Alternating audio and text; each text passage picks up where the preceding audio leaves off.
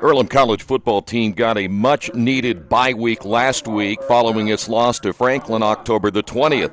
Quakers find themselves now in the midst of a new NCAA Division III record, 51-game losing streak, but they're hoping today, being a new day and a new opponent, they'll put the whole thing behind them on Senior Day 2018. Welcome to Darrell Bean Stadium and the Farm Bureau Insurance with Kevin Shear pregame show. As mentioned, it is Senior Day, 3 seniors being honored here this afternoon. The Quakers coming into this one at 0-8 in the conference. Again, they have lost 51 straight. Defiance, on the other hand, they're having a rough year, though getting better as the season goes along. They're 0-8. They've lost their last 11 games. Quakers up against a football team that is playing much better football. We're going to talk about Defiance coming up in just a few moments as the Quakers and the Yellow Jackets get set to do battle here at Darrell Bean Stadium. All the action coming up right here on Radio Troy Digital Sports. Some people are born lucky. Other people take luck into their own hands, avoid stepping on sidewalk cracks, and wouldn't dare walk under a ladder. But whether you're born with luck or make your own, when it comes to your insurance coverage, luck should have nothing to do with it. So talk to Indiana Farm Bureau Insurance today or visit them online at infarmbureau.com to purchase an auto policy. Indiana Farm Bureau Insurance. Stop knocking on wood. Questions about your coverage in Wayne County? Call 765-962-9548 and ask for me, Kevin Shear. Since 1994, Beach Automotive has provided motorists in the Richmond area with comprehensive auto repair services that include car and truck care, alignment, brakes, tires, engine, transmission, and more. You'll be hard-pressed to find the same level of expertise that our auto mechanic specialists provide. For a high-performing vehicle, trust Beach Automotive. To learn more, call 765-966-8181. Beach Automotive, 110 East Main Street, Richmond.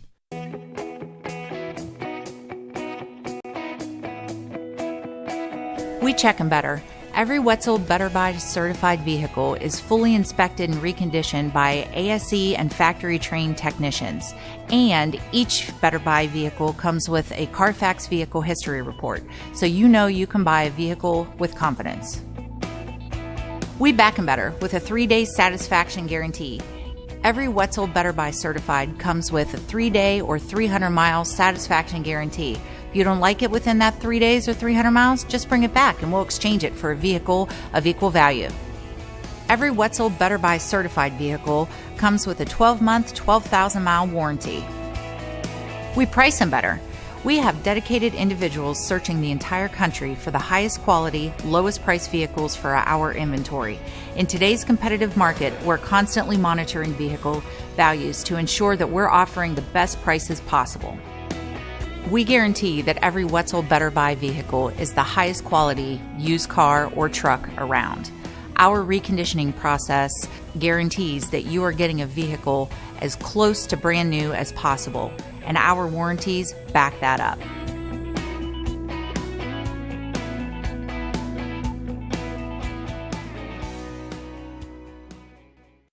Mendenhall's True Value in Richmond is your local source for the things you need at home or your business every day. Everything from hardware, tools, carpet cleaner rentals, window and screen repair, lawn and garden supplies, as well as hunting and fishing licenses. It's all in one place at Mendenhall's True Value Hardware, right around the corner at 125 Southwest 5th Street in Richmond.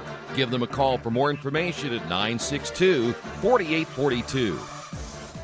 Back once again here at Darrell Bean Stadium as we get set for today's kickoff coming up in about 10 minutes. Today's game being brought to you in part by Best Western Classic of Richmond. When you're visiting the Richmond area, there's one clear choice when looking for the best place to stay. That's the Best Western Classic. And at the Best Western Classic, you get the most amenities available, including indoor pool, fitness center, conference space, free buffet breakfast, free Wi-Fi, and, of course, a clean, quiet, comfortable room. Best Western Classic of Richmond, 533 West Eaton Pike. Well, we mentioned the Yellow Jackets, certainly not struggling the way the Quakers have over the last several years, but again, they've lost 11 straight, coming to this one at 0-8, 0-6 in the HCAC. In their last game against Rose, they played better, but still their offense struggled. giving up on the year, I should say on that game, 4 turnovers, only 52 rushing yards and 92 passing yards, and on defense giving up 468 total yards in a 35-6 loss. They come in averaging just under 11 points per game, 245.4 total yards of offense per game. They're high this year, 406 against Franklin. In the passing department, 176.6 yards per game, but they only rushed for about 69 yards per game so far this year and averaging just 2 yards per carry, and their third down percentage in conversion at only 21%. Now, we're going to see a lot of trips formation today. We'll see some wide and tight trips formations. We'll probably see a little 4 wide, some single back, some pistol and shotgun out of Defiance today. Keep an eye on Logan Maiko. Maiko, 100 of 228 on the year, 1,171 yards, 6 touchdowns, but he's also thrown 15 interceptions. A very strong arm. Good running back in Corey Bennett, 143 carries, 518 yards, and 2 touchdowns. And from the receiving side, 3 very good receivers in Jacob Vorse, 33 receptions, 448 yards, and a couple of touchdowns, averaging 13.6 yards per catch. And then Nate Roberts, a guy who can really do a good job after the catch.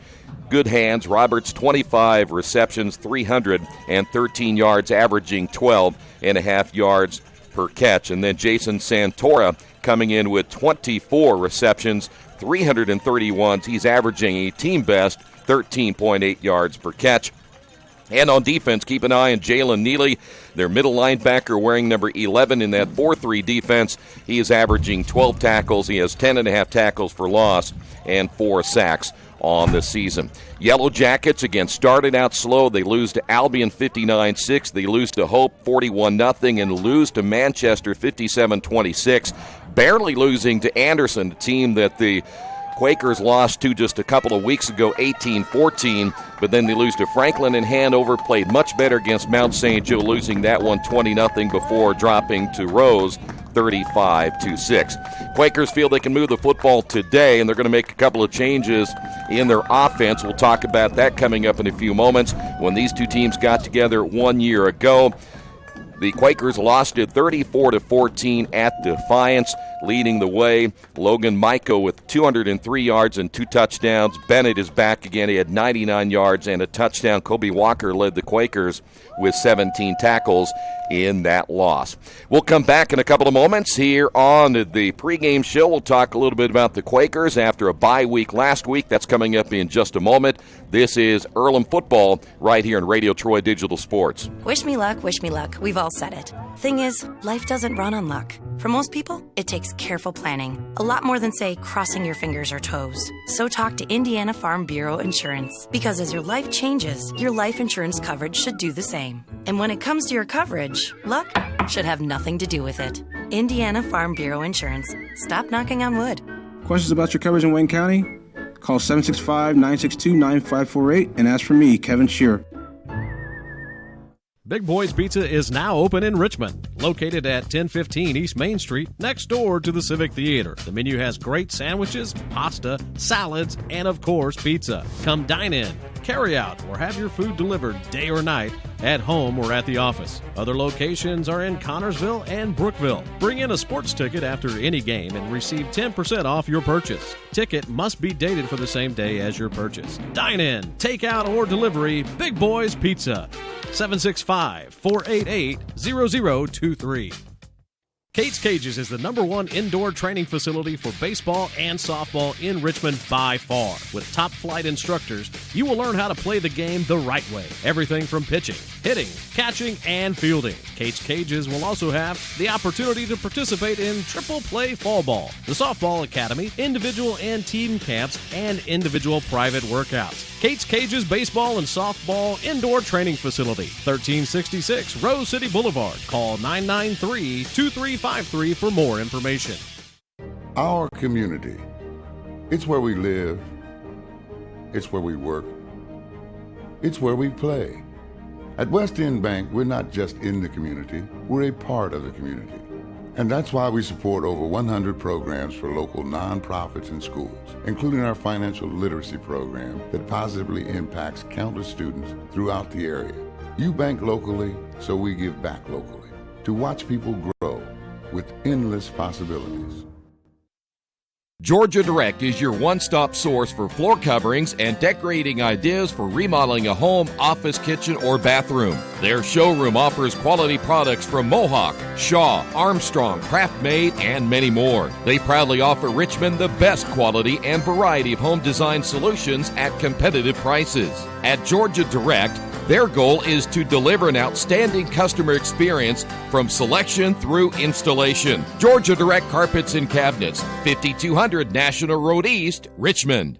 Are you looking for the right place to work out? A place where you have several choices and can have fun at the same time? Well, that place is right here in Richmond, Family Fitness Works. Family Fitness Works has spinning, Zumba, kickboxing, core works, kick fit, body pump, body flow, and much, much more. And don't forget, Family Fitness Works also has Richmond's most extensive free weights and Nautilus in the area. Check out their website at familyfitness.com or stop by at 213 North 3rd Street in Richmond.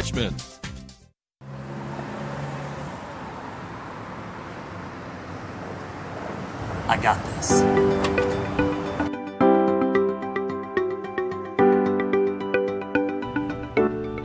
I got this.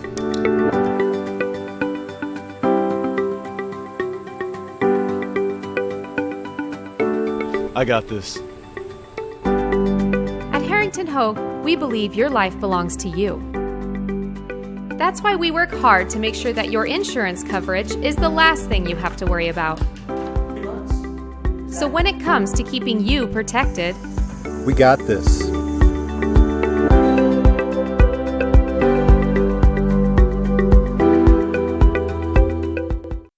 Hey, this is Steve, and out at Jiffy Lube the other day, a customer came in and said, Steve, this was my 100th oil change on this car, and you've done them all. Hi, my name is George Farrell, and I've been coming to Jiffy Lube for over 14 years.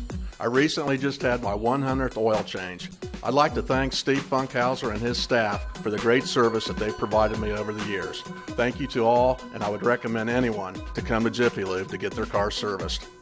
Jiffy Lube, #1 in customer satisfaction for a reason. Well, it's a beautiful day for football in the final game of the regular season at home for the Quakers. They'll finish it out on the road next week. We'll talk more about that coming up a little bit later. The captains will be meeting at midfield. We'll see who will get the football first here this afternoon. By the way, the Quakers off last week. That's the good news, and they are going to make a couple of changes. We're going to see even Luke Brake play a little fullback here today. We'll talk more about that once he gets into the lineup. Quakers are going to try to run the football, get to the edge as much as they can today as well. Quakers coming off a bye week after losing to Franklin 64-20. And to show you how tough it has been over the last several weeks for the Quakers since the Mount St. Joe game, they've given up 338 points over the last 5 games and scored only 41. So they've been outscored an average of 67.6 to 8.2. So it's been a rough stretch over 5 games, and so the Quakers, no doubt about it, needed a break last week.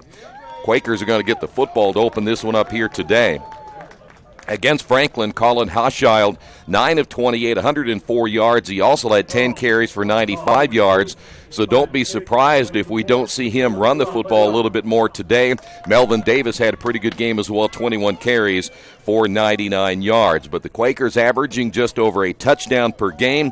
In total offense, just 201 yards, 132 yards through the air, 69 on the ground. They'll have to pick up those numbers here today if they want to beat an improving Defiance Yellow Jacket football team. So the Quakers will get the football first, and we'll get a chance to see what their offense will do and what has been, well, almost the norm over the last several weeks for this Earlham football team. It has been get a drive going and they end up turning the football over, or they just go 3 and out because they end up at 3rd down and long so much that they just can't seem to get out of their own way at times offensively. Hopefully that will change here today. Colin Hoschild is a 6-foot freshman out of Jeffersonville, New York. Again, Melvin Davis will be in the backfield. We'll see Zach Baker, Elijah Bilal will be in the lineup today. Chauncey Cothran is supposed to be back today. Malcolm Jones, the talented freshman out of Detroit, Michigan, back at receiver. And we're probably going to see Jared O'Byrne move from left tackle to right tackle with Luke Brake now moving to fullback. We'll see how that will last here today as well. As you get a look at the kicker, teeing things up at the 40-yard line, Jordan Osborne ready to put this one into play here this afternoon. As we mentioned, the first time we've had a nice day for football in quite some time here in Richmond. Quakers will have two deep. One of those for the Quakers will be wearing number 7. That is Jamel Barnes. It'll be a short kick, and that one will be recovered at around the 30-yard line. It'll be Quaker football. And Earlham will have decent field position to begin this one, 1st and 10. That was R.J. Scott on special teams for the Quakers. Well, we will see a change already at quarterback as Joe Enright, the 6'1 senior out of Melbourne, Ontario, Canada, will start today instead of Colin Hochschild. So there's already a change. As we said, we're going to see a couple of changes in this offense here today. For the Quakers, 2 to the near side. That's Bilal in motion, and Bilal will take the pitch, sweep to the right, across the 35, and down to around the 36-yard line before he's tackled there by Jalen Neely. We talked about Neely, the senior linebacker from Pontiac, Michigan, making the stop. And for the Quakers, good start after a gain of 5. It'll be 2nd down and 5. Again, the football at the 36-yard line. Bilal stays in the ball game. Of course, keep an eye on wide receiver for the Quakers, who could have a big day. Malcolm Jones at 6'2", good size for the Quakers. 4 wide, handoff to Davis. Davis cuts back to the left. Big hole up the middle, gets the 1st down and more, out to about the 46-yard line.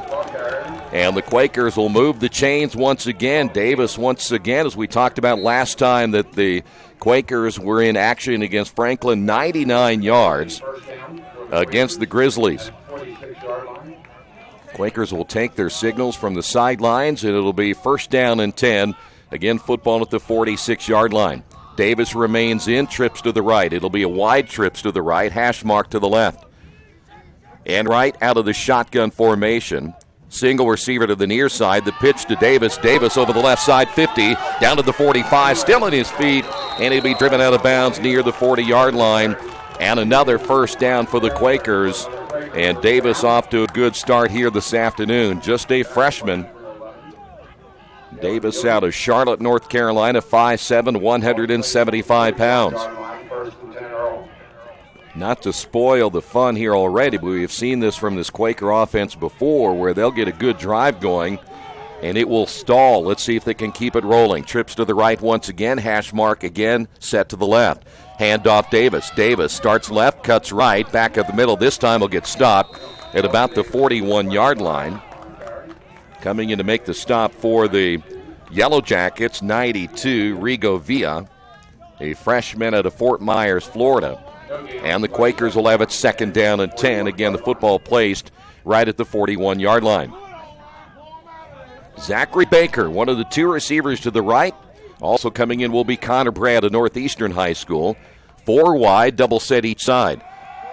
They'll throw near side, and Bilal almost has his head taken off. The pass was a little bit high as it is incomplete. David Amador Miller out of Adrian, Michigan there on the hard hit. And it'll be 3rd down and 10. So here's the situation we talked about before. 12:44 to go here in the first, where the Quakers get faced with a 3rd and long on a drive that gets stalled in their opponent's territory. Up front for the Yellow Jackets here today, Austin Parrish, Rigo Villa, Cortez Pittman, and Chris Keys, all at 250 plus. Very good 4-down linemen. Now to roll is Enright. Here comes the pressure. Throws, and it's incomplete.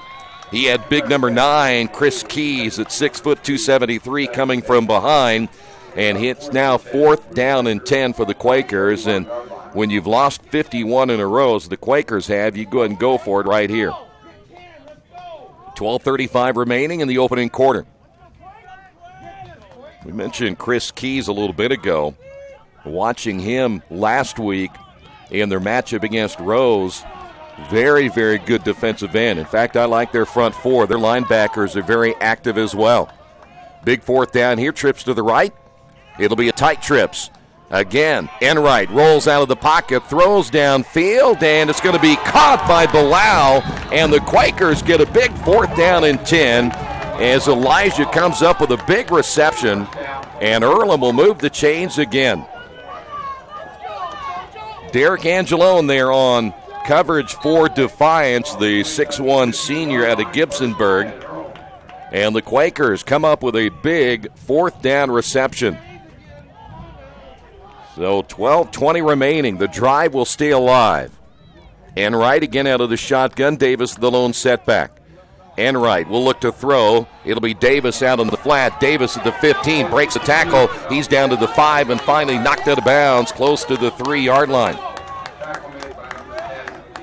Let's go ahead and place it at the 4. And Earlham knocking on the door now here in the first quarter with 12 minutes and 1 second remaining. Huge play again for the Quakers. After a fourth down and 10 conversion with Bilal making the nice catch. Quakers go with 2 to the far side. We mentioned we'd see Luke break in as a fullback, and he is in the offset eye. The pitch, Davis. Davis around the right side. Davis trying to get to the sideline, and he's going to lose yardage on this play. So he is driven out of bounds. Earlham trying to sweep to the right. We thought that would be something that would be part of the game plan. Cody Drum-Turner, a defensive back out of Homer, Michigan, in to make the stop. And it'll be second down, and we'll put the football right at about the 6-yard line. So now second and goal from the 6. Quakers this time will bring the fullback out. They'll go 4 wide. And now we'll shift Bray from right to left, so it's basically trips to the left. And right again in the shotgun. Davis the lone setback. They'll play action pass, throw to the end zone, and over the outstretched arms of number 3, Zachary Baker. And that falls incomplete. There was single coverage on the right side. We just talked about Cody Drum-Turner. So now the Quakers will have it third and goal from the 6-yard line. 10:50 remaining here in the opening period of play. Quakers with a huge conversion trying to get on the board first. 4 wide, split even to each side. Tight to the right, hash mark right. Davis again in the backfield. Enright in the shotgun. Enright rolling. Here comes pressure. Enright gets sacked, and that'll go past the 15. Big 97 coming in, Austin Parrish. He is out of Wawasee, Indiana, 6'3", 250. And the Quakers may have to go for the field goal. And it looks like the field goal unit is on. This will be a 33-yard attempt. So Earlham unable to convert after the fourth down and long. Here's the field goal attempt on the way, and the field goal is good.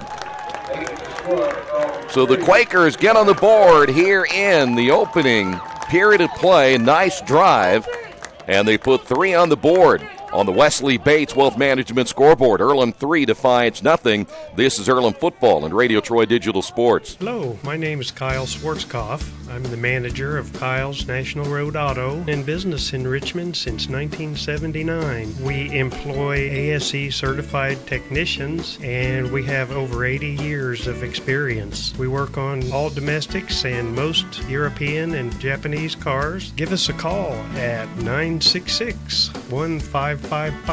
Kyle's National Road Auto Service. My name is Kyle Schwarzkopf, and I approve this message. Well, Javier Lopez getting the field goal. The freshman out of El Paso, Texas, will now tee things up at the 35-yard line. Yellow Jackets will get the football for the first time today. Their deep man will be number 8. At least the deep of those is Joe Webb. He played his high school football at Twin Valley South. So Lopez again at the 35-yard line. Now Lopez generally, when we do see him kick off, really doesn't kick very deep. So the Yellow Jackets will have 4 of their return men from the 35 to the 20. So they're going to try to at least prevent any short kick here by Lopez. And again, it'll be a short kick to the far side, and one of the up men at the 40 on the return, and they're going to have excellent field position. First down and 10 for the Yellow Jackets. Tanner Hughes, a backup running back out of Pearston, Indiana, played his high school football at Whitco. And so Defiance for the first time will have the football, first and 10. We'd mentioned their starting quarterback, Logan Maiko, 6'3", 192, a sophomore. Corey Bennett, 5'8", 173 pounds out of Tampa. And their receivers are very good. You have Roberts, Cummings, Hicks, and Santora. We will see much of the same formations from Defiance that we see from the Quakers, other than they generally work out of the pistol. Though now their quarterback, Maiko, is under center in this first exchange. Run up the middle, big hole, and all the way down to the Earlham 41-yard line.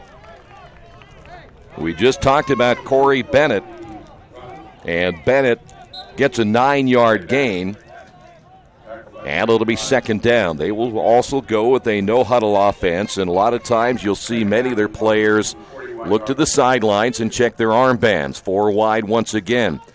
Hand off Bennett, left side. Bennett first down, and he gets to the 35-yard line, perhaps 36, depending on the spot of the football. Coming up for the Quakers to make the stop, Rance Albert, the sophomore inside linebacker. So it'll be a first down, 2 straight carries by the senior Corey Bennett. Had a good game against the Quakers last year. Shotgun formation, 4 wide, split even each side. Hash mark left, handoff Bennett. Bennett, another hole over the left side before he's held up and pushed back. It'll be a gain of about 5 once again. Harrison Rice, one of theirs there for the Quakers. Also looked like number 6, Justin Carobo, the senior from Cincinnati, one of the 3 seniors honored here today. 8:55 remaining here in the opening period. And here's what we talked about a little bit ago with the Defiance checking the sidelines first, and you'll see all their players check those armbands to see what their play will be. They're going to stay in the 4 wide formation, hash mark left. And this time in an I formation right behind the quarterback is Bennett. Bennett over the left side. Good blocking inside the 25, down to near the 24-yard line. And Bennett off to a good start here today against this Quaker run defense. Offensive line, a big offensive line when you consider they go 245, 245, 320, 280, and 278. And they're running over the left side, which is where Fannin and Tatum are, and they're the 2 of the smallest offensive linemen up front. They haven't run over the right yet or up the middle pretty much with the big center at 321 pounds. No change in the formation, quarterback keeper. And he will be brought down once he gets to the 20-yard line. Therefore, the Quakers on the tackle, Alfego Shoemake. So it will be second down, 7:42 to go here in the opening period of play. Quakers on top 3-0. And now Defiance continuing to move the football. Logan Maiko out of Grosse Pointe, Michigan. A lot of good sophomore quarterbacks in the HCAC, and he has played better. I know the 15 interceptions will certainly raise an eyebrow, but over the last couple of weeks, he's played better at the quarterback position. Handoff, left side, big hole, down to the 11, fumbled the football, and Earlham picks it up. Rance Albert after the fumble, and a big turnover by the Yellow Jackets. Tanner Hughes, the senior, we talked about Hughes on special teams out of Whitco High School, fumbles the football, and the Quakers will get it back after a big turnover. First turnover of the ball game here this afternoon.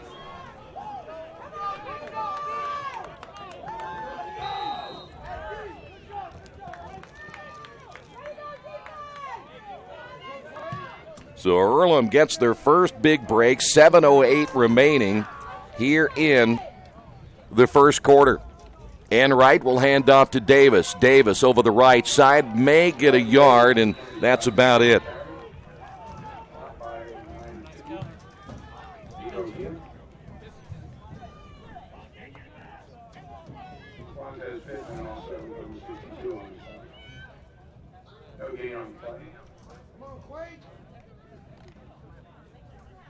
Second down and 10 after no gain. Quakers will go 4 wide. Almost a duplicate of what we see Defiance. Enright pumps, throws out in the flat. It'll be Davis. Davis trying to find running room 15, does so, made something positive out of a negative, gets it to the 19-yard line. And that's going to be short of a first down. Third down and 2 now for Earlham. They will go for it, I'm sure. This will be 4-down territory no matter what. As the Quakers trying to build already on a 3-0 lead here in this opening period of play.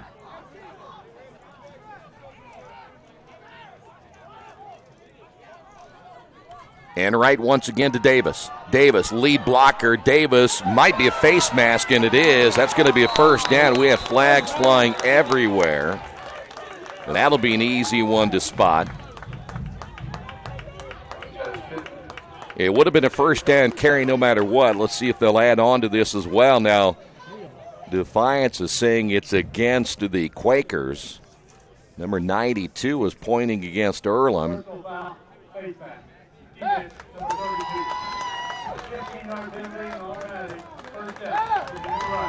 So Quakers will get the automatic first down no matter what.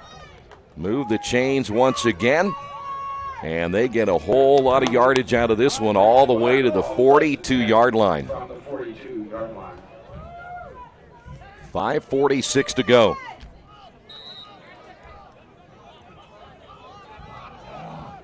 So not only do you get the first down run by Davis, you get an extra 15 yards on the face mask penalty. Trips to the right. That's a wide right. And Enright to throw. Sets up the screen pass, and Davis was there, but boy, there was a lot of pressure coming. Big 97 Austin Parrish once again coming in out of Wawasee. And those front four, they put some pressure already on Enright here this afternoon. He had to get rid of the ball quickly. In fact, it took a while for that screen pass to really set up properly. And it'll be second down and 10. For the Quakers, they've got to take advantage of every opportunity given them today. Quakers again with 4 wide. Enright out of the shotgun. Handoff Davis, almost blown up right there. Davis able to get away. Still is going to gain a yard or so. But that was pretty close to being a blown-up play right from the very beginning. Quantrez Pittman, a freshman out of Detroit, Michigan, finally makes the stop at only a gain of 2, and Earlham back in a 3rd and long once again. 5:04 to go here in the opening quarter.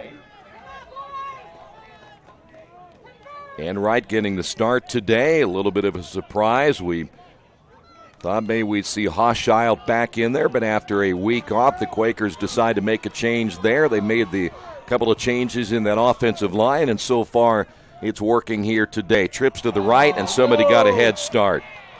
Well, they'll tell you right there, just got to watch the football, and getting the head start was Jamel Barnes, the sophomore out of Muncie Central High School. But this has been the MO for this Quaker offense this year. They'll get the drive going, in fact, look like a very, very solid offense, and then they have mistakes. So now the Quakers will be backed up. Instead of 3rd down and 8, they're going to go 3rd down and 13. Enright this time coming from the sidelines to get the play. And we're down to 4:25 to go in the opening quarter. Trips to the right. Barnes out there. Bilal out there as well. The only receiver to the near side for the Quakers will be Malcolm Jones. Out of the shotgun once again. Enright stands in the pocket, throws, and Bilal behind him, and he has it bobbled and comes out of his hand.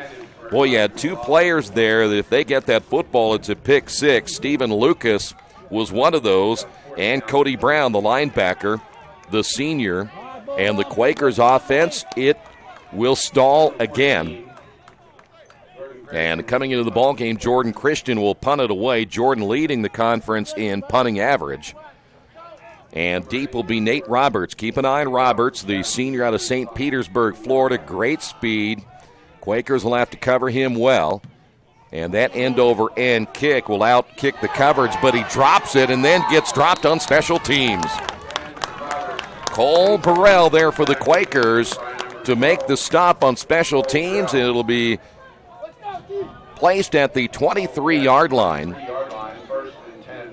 First and 10 for the Yellow Jackets.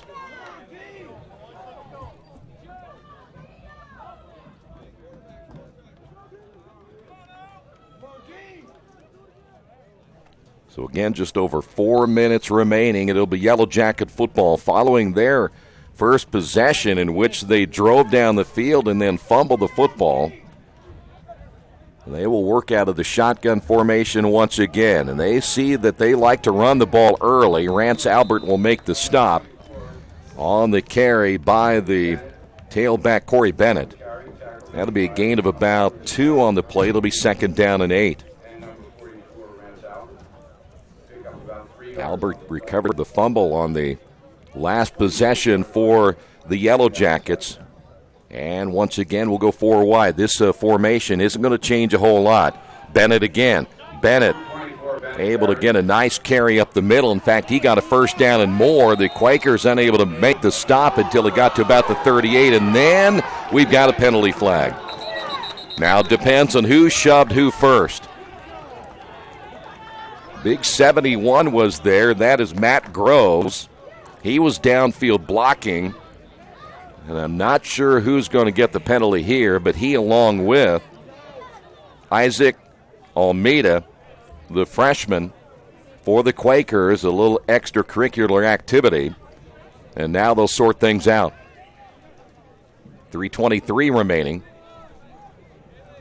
This is a big penalty right here. If you're Defiance and you get backed up, that's a huge, huge penalty. Quakers don't want to give up another 15 yards. Play develops to a first and 10. After the play, unsportsmanlike, Defiance, 71 offense. Now they're going to get Defiance. So they get the run, but then the penalty added at the end of the run. So basically, you negate a nice run, but it'll still be first down. But it moves the football back to the 23-yard line. So the Yellow Jackets, their own worst enemy so far here in the first half after the fumble on their first drive and then the unsportsmanlike conduct penalty on Matt Groves. 3:19 remaining in the quarter. Miko once again out of the shotgun formation. Handoff Bennett starts left and then dives ahead. There wasn't much there at all. He may get to the 26. Just a gain of a couple on the play. And it'll be 2nd down. Under the 3-minute mark now here in the opening period of play. Live stats as we go here this afternoon. If you want to follow along with our live stat crew, the Earlham Stats doing a great job again today on GoEarlham.com. And we're down to our final 2.5 minutes of the opening period. Yellow Jackets with Bennett in the backfield will look to throw. They at least haven't thrown early. This one is deep, and we have a flag, and that's going to be a penalty.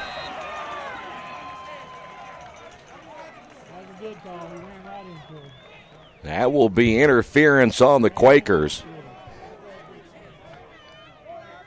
2 flags are down at around the 36-yard line.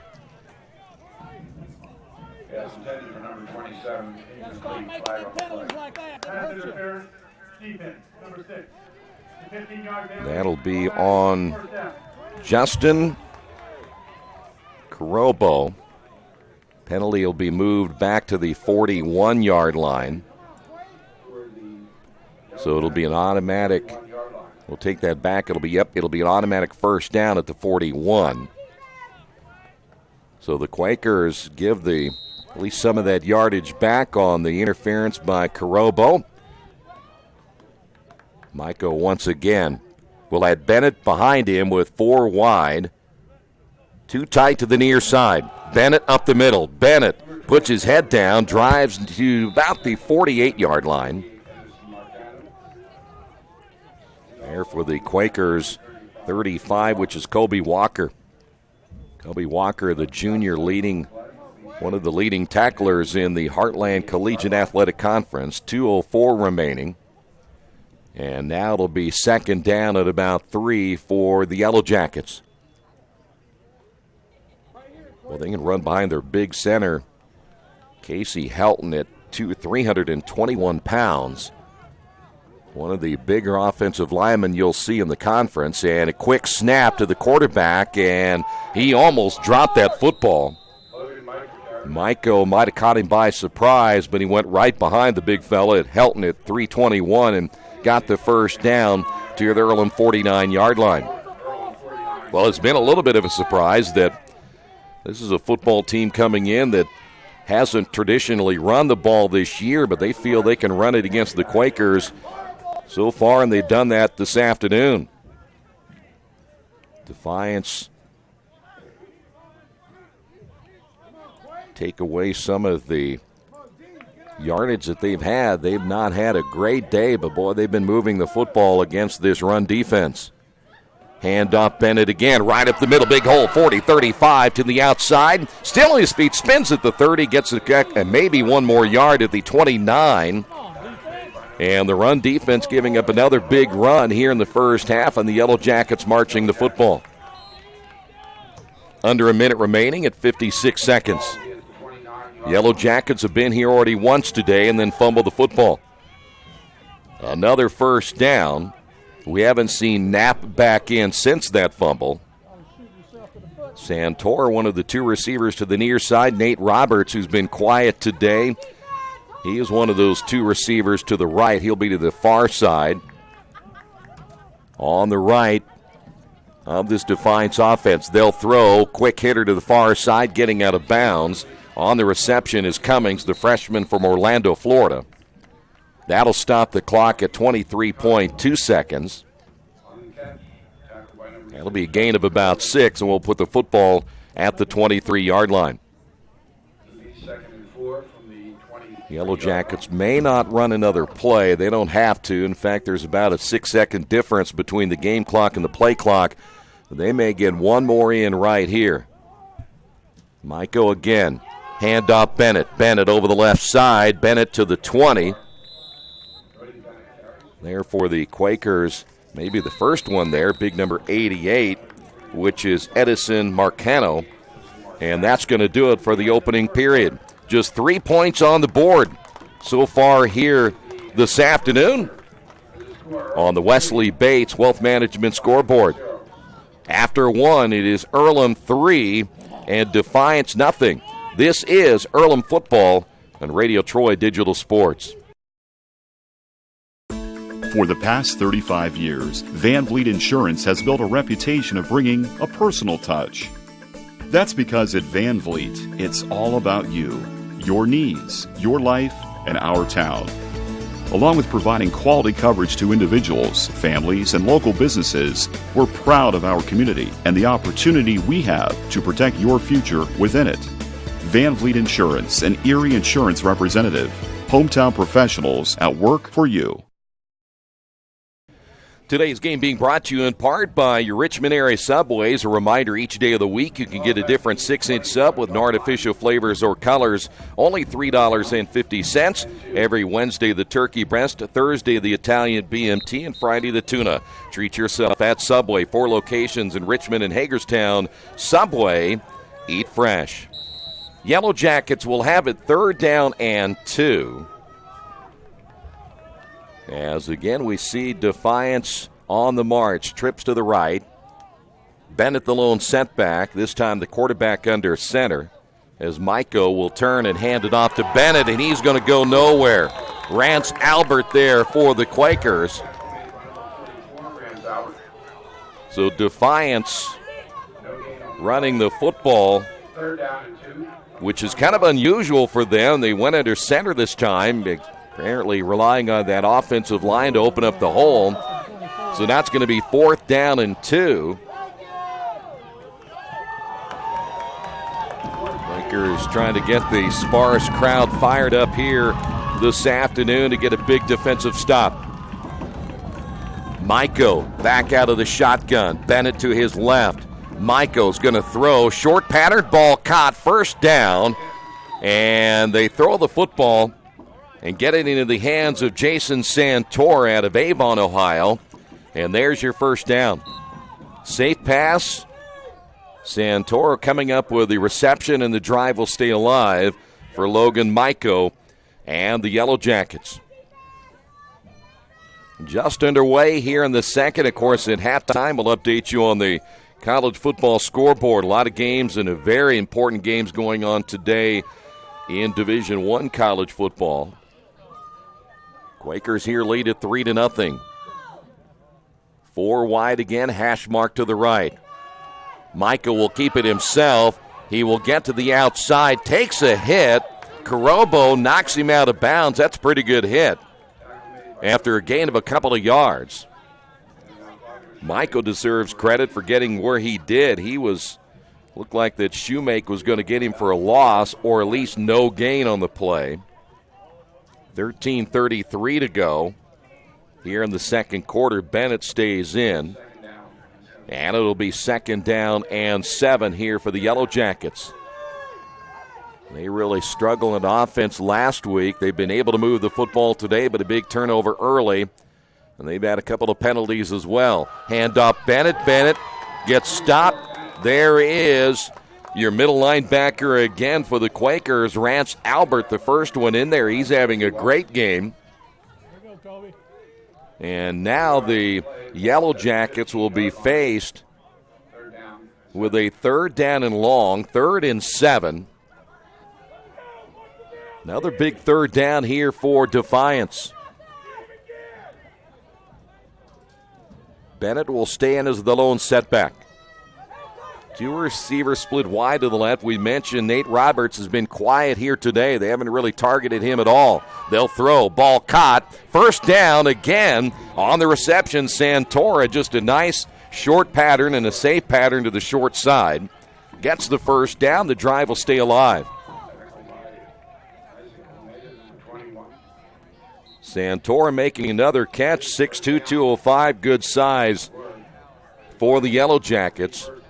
Quakers trying to get a fresh body into their lineup.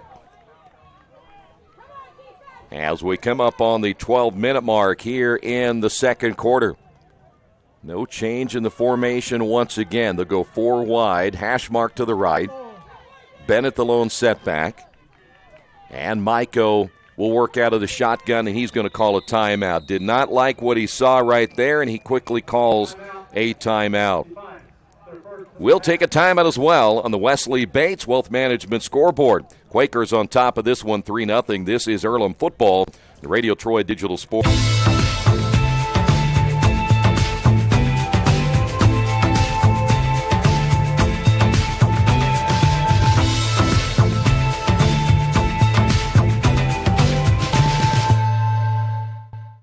Finding just the right used car can be a daunting task unless you shop at Tony's Car Sales in Richmond. Hi, this is Troy Naragowski. I can guarantee you one thing. Tony's professional staff will help you every step of the way without all that pressure of buying a new car. Hey, I bought my last 2 cars from Tony's, and it has been a great experience every time. Tony's has lots of one-owner cars, SUVs, and trucks ready for you today. Tony's Car Sales, 250 National Road West in Richmond.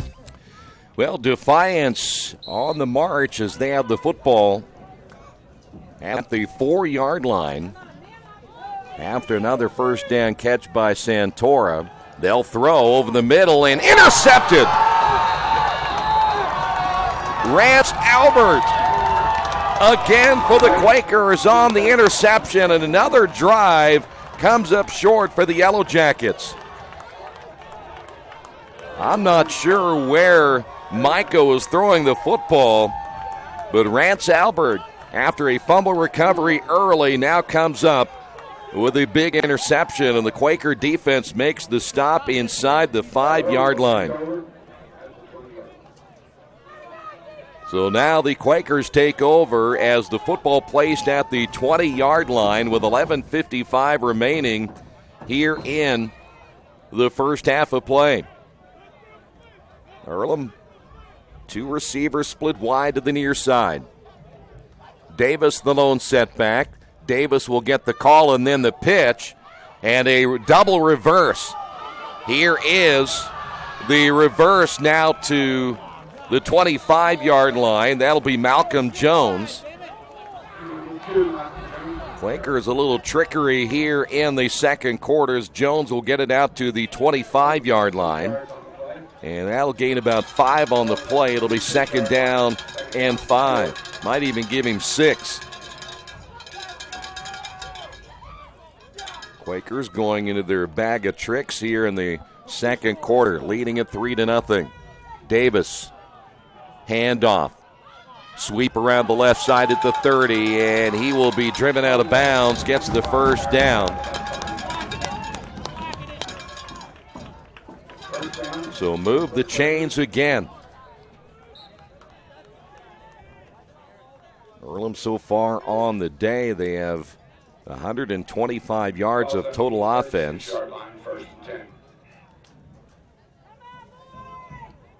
112 now for the Yellow Jackets, but just 3 points on the board between the two teams. Davis again, trying to sweep to the right side. Here they come, and they're going to bury Davis. They're going to be kind enough to give him forward progress at the 32-yard line, but he had nowhere to go. Austin Parrish, big number 97 there again, one of the many tacklers for the Yellow Jackets. And so same MO for the Quakers, get that drive going and then end up losing 3 or 4 yards. 10-15 remaining here in the quarter. And that'll be second down and 13. And right to throw. Davis in the flat. Trying to get to the 35, and he's going to be brought down. He's going to get a yard or so. He was grabbed at the last moment by Jalen Neely. We mentioned Neely, the leading tackler on the team for the Yellow Jackets, getting hold of that jersey and making the stop. And the Quaker is going to be faced with a third down and long. Quakers did convert on a huge fourth down earlier, did come away with just the 3 points. 9:24, trips to the right. And right again in the shotgun. Looking left, going right, and picked off. Earlham's going to give it back, the interception. That'll be number 10 on the pickoff, Bo Barkley, a senior from Fort Wayne. And Earlham will have their first turnover of the day. So the Yellow Jackets, after they threw the interception, will give it right back to the Yellow Jackets. Quakers, again, their first turnover. And, well, you can tell both teams are 0-8 coming in, and both teams on long losing streaks. So here come the Yellow Jackets once again. Logan Maiko coming off his 16th interception of the year. 9:13 remaining in the second quarter. Bennett, the lone setback, trips to the right, single receiver to the left. And they'll work it off the hash mark left. That'll be the short side. Nearest to us. Maiko to throw. Looking right, now left. He will run it himself. Tried to stiff arm the defender, and he's going to lose some yardage. Alfago Shoemake able to stop the stiff arm. That's going to be a loss of 1. It'll be second down and 11. Well, this Earlham defense playing very well. They forced a couple of turnovers here today. They have kept the Yellow Jackets out of the end zone and off the scoreboard in the first half. This is not a high-scoring Yellow Jacket football team by any means. But the Quakers have done their job on defense. Second down and 11. Maiko once again trips to the right. Maiko takes the snap, handoff Bennett. Bennett trying to get to the outside, does. 50 at the 45, still on his feet at the 40. First down and more, 35-30, 25-20, and driven out of bounds. And Earlham's run defense gives up another big run and another first down for the Yellow Jackets. you have a feeling at some point that Defiance is going to break through here. They've had several opportunities so far here today, and every time that it looks like they're going to make a move, they end up either fumbling the football away or they have a penalty that kills their drive. So now let's see what they'll do. Looks like we're going to have another timeout. In fact, Defiance using their second timeout of the first half. 7:50 remaining here in the first half of play on the Wesley Bates Wealth Management scoreboard. Defiance trailing Earlham 3-0. This is Earlham football on Radio Troy Digital Sports.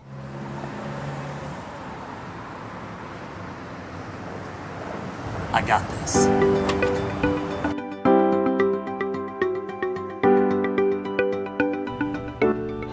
I got this.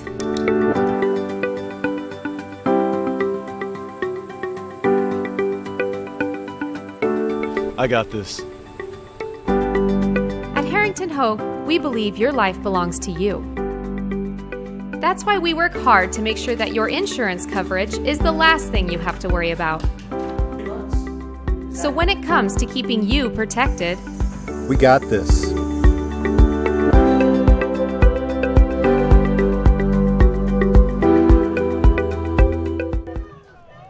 Yellow Jackets getting the timeout, their second timeout here in the first half. They'll throw the football, ball caught near side 10, gets a nice block into the end zone for the touchdown.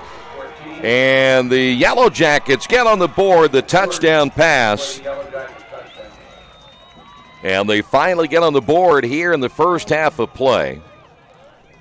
On the reception, Jacob Vorse. One of the three very good receivers that you're going to see. In fact, they have four very, very good receivers to go to, but Vorse finally in the picture today. The player we haven't seen yet is Nate Roberts. So now the extra point, 7:41 to go before halftime, and the Yellow Jackets finally get on the board. The extra point attempt is on the way, and it is good. On the Wesley Bates Wealth Management scoreboard.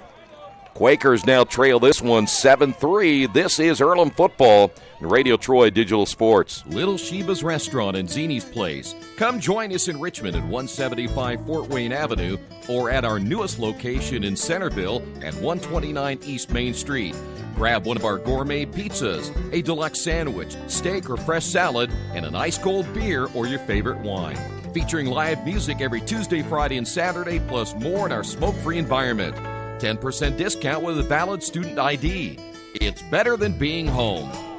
Well, we thought maybe right before the timeout that you kind of felt Defiance. They had shot themselves in the foot in their first two drives, that they were going to come through at some point, especially if the Quakers kept giving up big runs on 3rd and long and giving up those first downs, and it finally came to fruition on that last drive.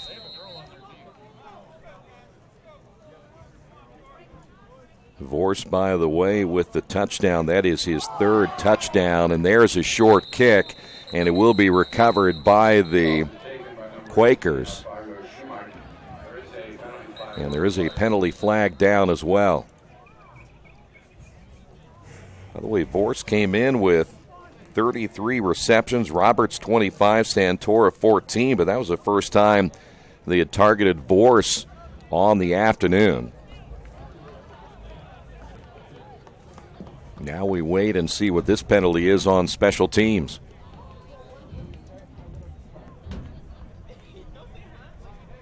That was a 20-yard pass. Henry Brown with the extra point attempt, 164 yards of total offense now for Defiance. Quakers now at 85. Penalty is against the Yellow Jackets. It'll be enforced right now, so put the football at the 41-yard line. So now the Quakers down 7-3. By the way, Hochschild now takes over at quarterback. Here's Davis. Davis may get back to the line of scrimmage before he is stopped. 47, Brian Taborn, freshman out of Sydney. So the Quakers now second down and 10.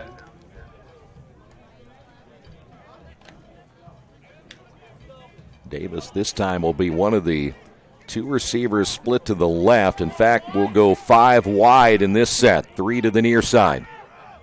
Hochschild again didn't get the start today, but now is in. Flags are down. That may be against the Quakers on this one. Hochschild is shy of the first down. Flags came immediately. So either the Yellow Jackets were offsides or the Quakers moved up front.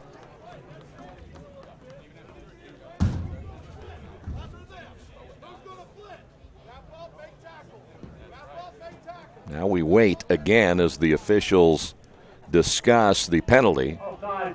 Defense, number 92. So it is on the Yellow Jackets. 92, Rigo Villa. So it'll be second down.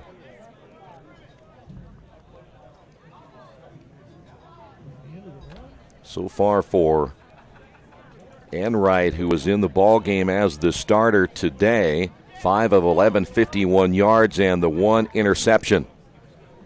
But now Hochschild takes over here in the second quarter.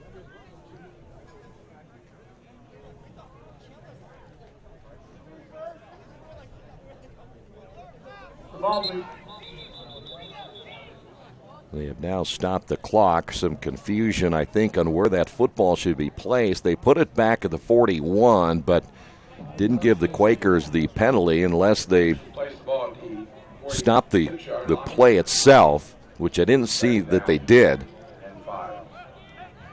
So it should be second down and 5, 6:43 remaining here in the first half. Still talking. Correction on the penalty administration, it would be from the previous spot when they accepted the penalty. It would be second and 5. So it is second down and 5 now for the Quakers. Please reset the clock to 7:51. And they have now put 7. Well, wait a minute. I was going to say they put over a minute on the clock. It should be 6:51. Quakers, I'm sure, would take the extra minute if the drive will stay alive. But now we have to wait for the clock to be reset before we can get going. The only thing that can kill your momentum going, if you got a drive that has been established, and then you got to sit around and wait after a penalty for everyone to get things together.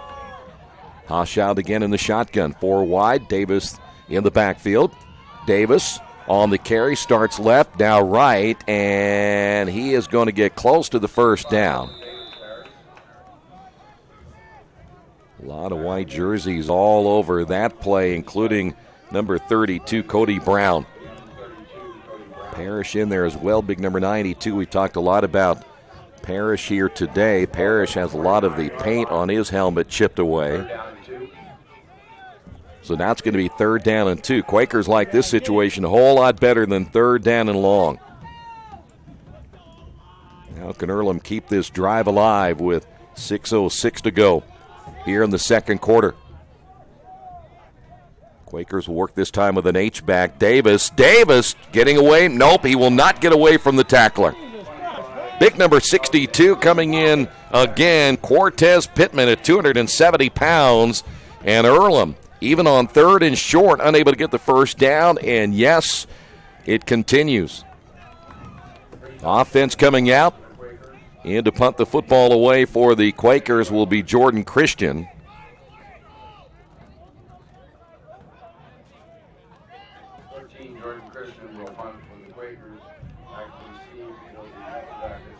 So Jordan will stand inside his own 35. Here comes the rush, end over end kick, and there will be a return from the 25 to the outside and near 26-yard line.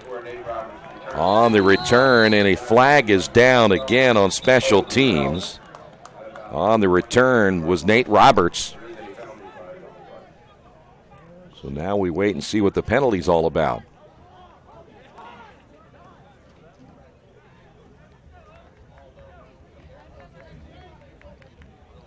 Well, we've had a lot of penalties here in the first half. It has not been the prettiest football game so far.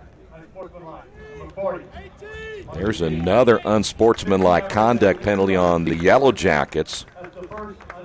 Connor Silva, backup linebacker on special teams. That comes just from a lack of discipline. And when you have two football teams that haven't won a game in a long time, you're going to see some of the tempers begin to flare, but you can't afford to make these kind of mistakes, especially when you've lost 11 in a row, as the Yellow Jackets have, or if you've lost 51 in a row, as the Quakers have. So Yellow Jackets football, 5:09 remaining here in quarter number 2. Maiko once again with Bennett in the backfield. Yellow Jackets first down and 10. Maiko to throw. Has his receiver out in the flat. He'll get some decent yardage. In fact, around 9 yards on the reception. Close to another first down. There's Jacob Vorse.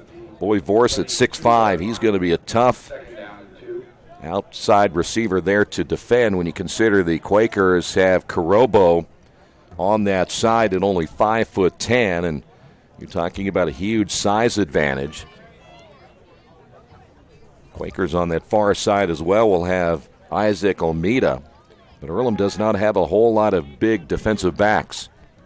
Second down and 1. Bennett the lone setback. Bennett will get the call, trying to get the first down, bounces to the outside, still on his feet at the 25, and then driven out of bounds. There's another flag down.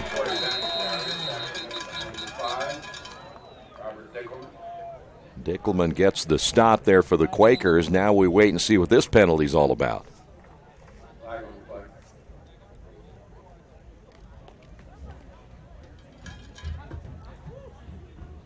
It was a first down carry, again for Bennett. The flag is back at around the 32. So that's going to be a holding penalty on the Yellow Jackets. So again, Defiance finding a way to shoot themselves in the foot. And it is no mystery, and I want to repeat it too much. You can see why both these teams are 0-8.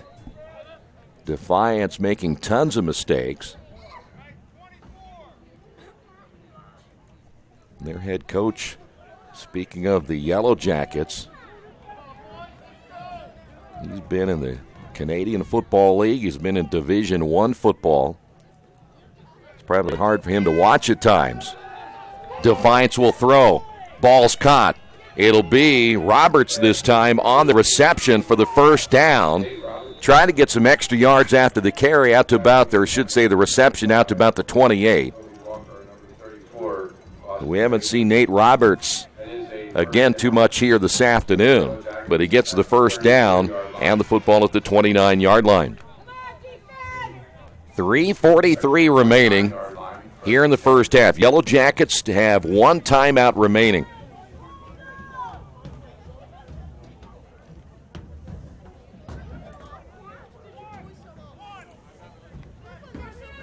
Again, with that one timeout, they will have to hurry. Here's the handoff. Bennett fumbles the football, and he recovers it, but a huge loss back to the 24. That would have been a huge turnover if Earlham could have come up with that one deep in Defiance territory, but the Yellow Jackets will have it at second down and about 14. In fact, even closer to 15 now. The football's at the 24-yard line. 4 wide again for the Yellow Jackets. Maiko again, this time more in the pistol than the shotgun, only a couple of yards back. Maiko has time. Everybody covered. Now he's going to run it himself, and Maiko may get to. There's another flag. Might get back to the line of scrimmage, the original line of scrimmage, but again, another late flag coming down. We saw a game here a few weeks ago that we had a combined 25-26 penalties. There is no penalty for the block on the way, as it was inside the 5 yards. line from the line of scrimmage. So there is no penalty now. And some confusion on where the spot of the football was supposed to be. They'll put it at the 30. So, again, that's really close to the original line of scrimmage. So now it's going to be third down and about 10. 2:36 remaining.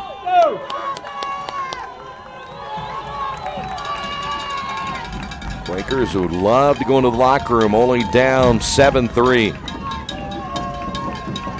It's almost like at some point in this one, which team is going to take over?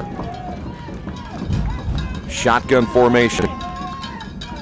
Maiko takes the snap, looking right, now left. Out of the pocket, throws to the near side. Man's open at the 45, still on his feet, and finally brought down. Let's see, they'll spot the football at the 39. There is Jason Santora. He has come up with some huge catches here today for the Yellow Jackets, and there's another one. On third and long, still 2 minutes remaining in the first half. Football at the Earlham 39-yard line. We said coming in, they've got a lot of talented receivers. Just a matter of getting it into their hands, and that time Maiko does so. Handoff, Bennett up the middle. Bennett inside the 35, down to the 32-yard line. Still just one timeout remaining. And a player is now down for the Quakers, and Earlham again with, and I hope that's not who I think it is, that's Rance Albert, who has come up with 2 turnovers here in the first half, and Albert may be checking out that lower back area. In fact, the trainer out there very quick. It is his lower back, and they don't want to lose Albert as well as he has played here today. We will take a quick timeout as they check out Rance and make sure he's okay. On the Wesley Bates Wealth Management scoreboard, it is Defiance on top of Earlham, 7-3. Mancino's is family-friendly, serving fresh grinders, pizza, pasta, and salads daily. They serve great food priced for family budgets. And whether it's one of their homemade grinders, salads, or pizza, there's sure to be something for everyone in your family. Our baking process may cost a little more and take more time, but the end result of freshness and flavor make the real difference in all of Mancino's award-winning products. Mancino's of Richmond. Give them a call at 966-1161 or go to their website, mancinosofrichmond.com. New Vision Sports is a training program that focuses on the training and improvement of the serious-minded athlete, including all ages and skill levels. From creating customized workout plans to providing ongoing motivation and support, New Vision strives to help you achieve your training goals. Their trainers use a variety of effective workout plans based on your specific goals. New Vision Sports, 977-5831, or go to their website, newvisionsports.com. That's New Vision Sports with a Z. Albert, coming out of the ball game, has come out for at least one play, so the Quakers down without one of their leading tacklers and playmakers here today. Yellow Jackets now will run the football, try to get it to the outside, and cannot do so. Nice job, an open field tackle on the near side, as that will be a big defensive stop for the Quakers. It's going to be third down and about 2. Still 1:03 to go, one timeout for the Yellow Jackets. They want to use this one wisely. Quarterback under center, handoff Bennett. Bennett plowing ahead, and he's going to be very close to the first down. They'll stop the clock at 50.4, and they got the spot they needed. First down for the Yellow Jackets. Maiko hurries them to the line of scrimmage. 45 seconds remaining. They won't use that timeout until they have to. Trips to the right. Bennett the lone setback. Maiko looking to throw to the sideline. Ball's going to be caught going out of bounds right at the first down marker. And there he is again, who we saw just moments ago. Jacob Vorse, the 6'5 junior, makes another nice reception. And another first down for the Yellow Jackets. And they're down now to 32.3.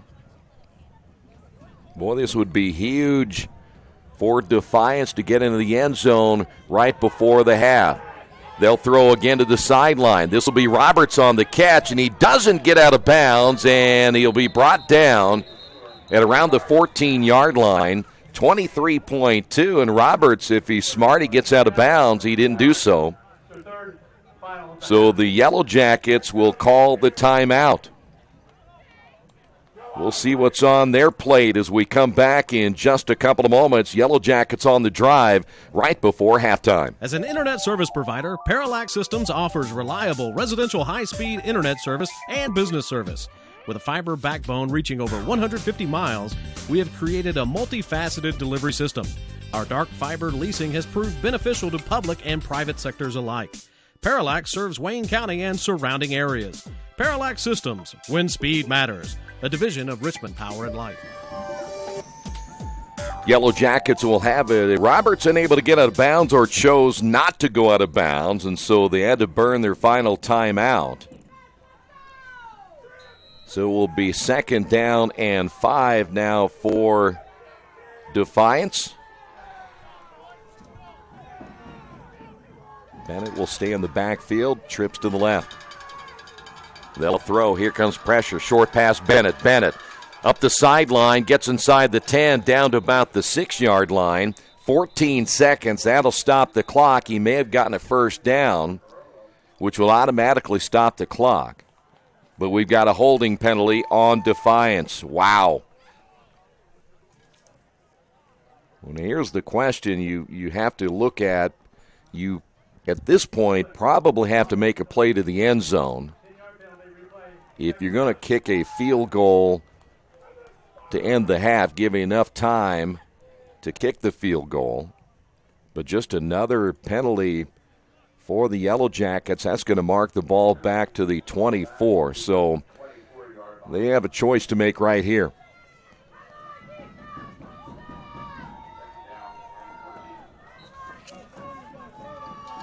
Maiko to throw. And that's going to be over. The outstretched arms on the near side falls incomplete. Pass intended for their leading receiver in Jacob Borse. 6.3 to go, and they may be out of field goal range at this point.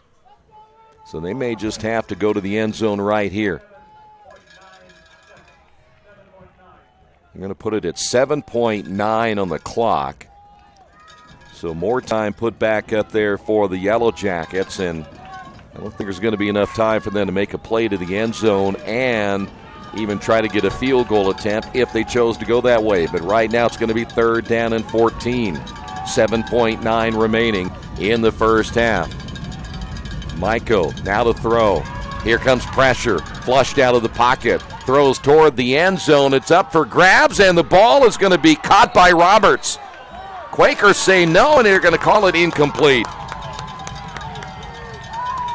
Roberts went up for the jump ball, and the Quakers able to knock it down, and that's how we end the first half. On the Wesley Bates Wealth Management scoreboard in a low-scoring affair. Both teams trying to snap long losing streaks. Defiance on top of the Quakers, 7-3. We'll come back with your halftime report in a couple of moments. We'll also check out college football going on this afternoon around the country. Big games coming up even later tonight, including LSU and Alabama. It's all coming up right here in Radio Troy Digital Sports. At the Reed Orthopedic Center, our physicians and support team devote themselves to helping you return to a healthy and active lifestyle. Our expertise includes shoulder, elbow, foot, ankle, hand, wrist, hip, and knee injuries, as well as pain management and rehabilitation and school athletic training programs and sports medicine. We are committed to providing you with the best possible orthopedic treatment that we can. To request an appointment at the Reed Orthopedic Center, call 765-935-8905. For over 30 years, Reynolds Plumbing has been keeping the Richmond-Wayne County area running. Whether on commercial properties, restaurants, or residential, they've done quality plumbing, heating, and air work for thousands of customers. In a small town, a company like theirs cannot stay in business for as long as they have without being very good at what they do. It's not just about quality work, it's about customer service. If that's the kind of experience you want on your next plumbing or HVAC job, then Reynolds Plumbing has you covered. Call Reynolds Plumbing today at 966-0994. Best One Tire and Service has been committed to our partners since 1948. With more than 250 locations in 26 states, Best One puts over 1 million tires on the road every year. Superior tires, expert service, competitive prices. Best One Tire and Service, where the best costs less. Hi, I'm Roger Clark with Best One of Richmond. Because Best One is one of Bridgestone's largest retailers, we offer exclusive Bridgestone savings. Visit us in Richmond to save on Bridgestone tires today.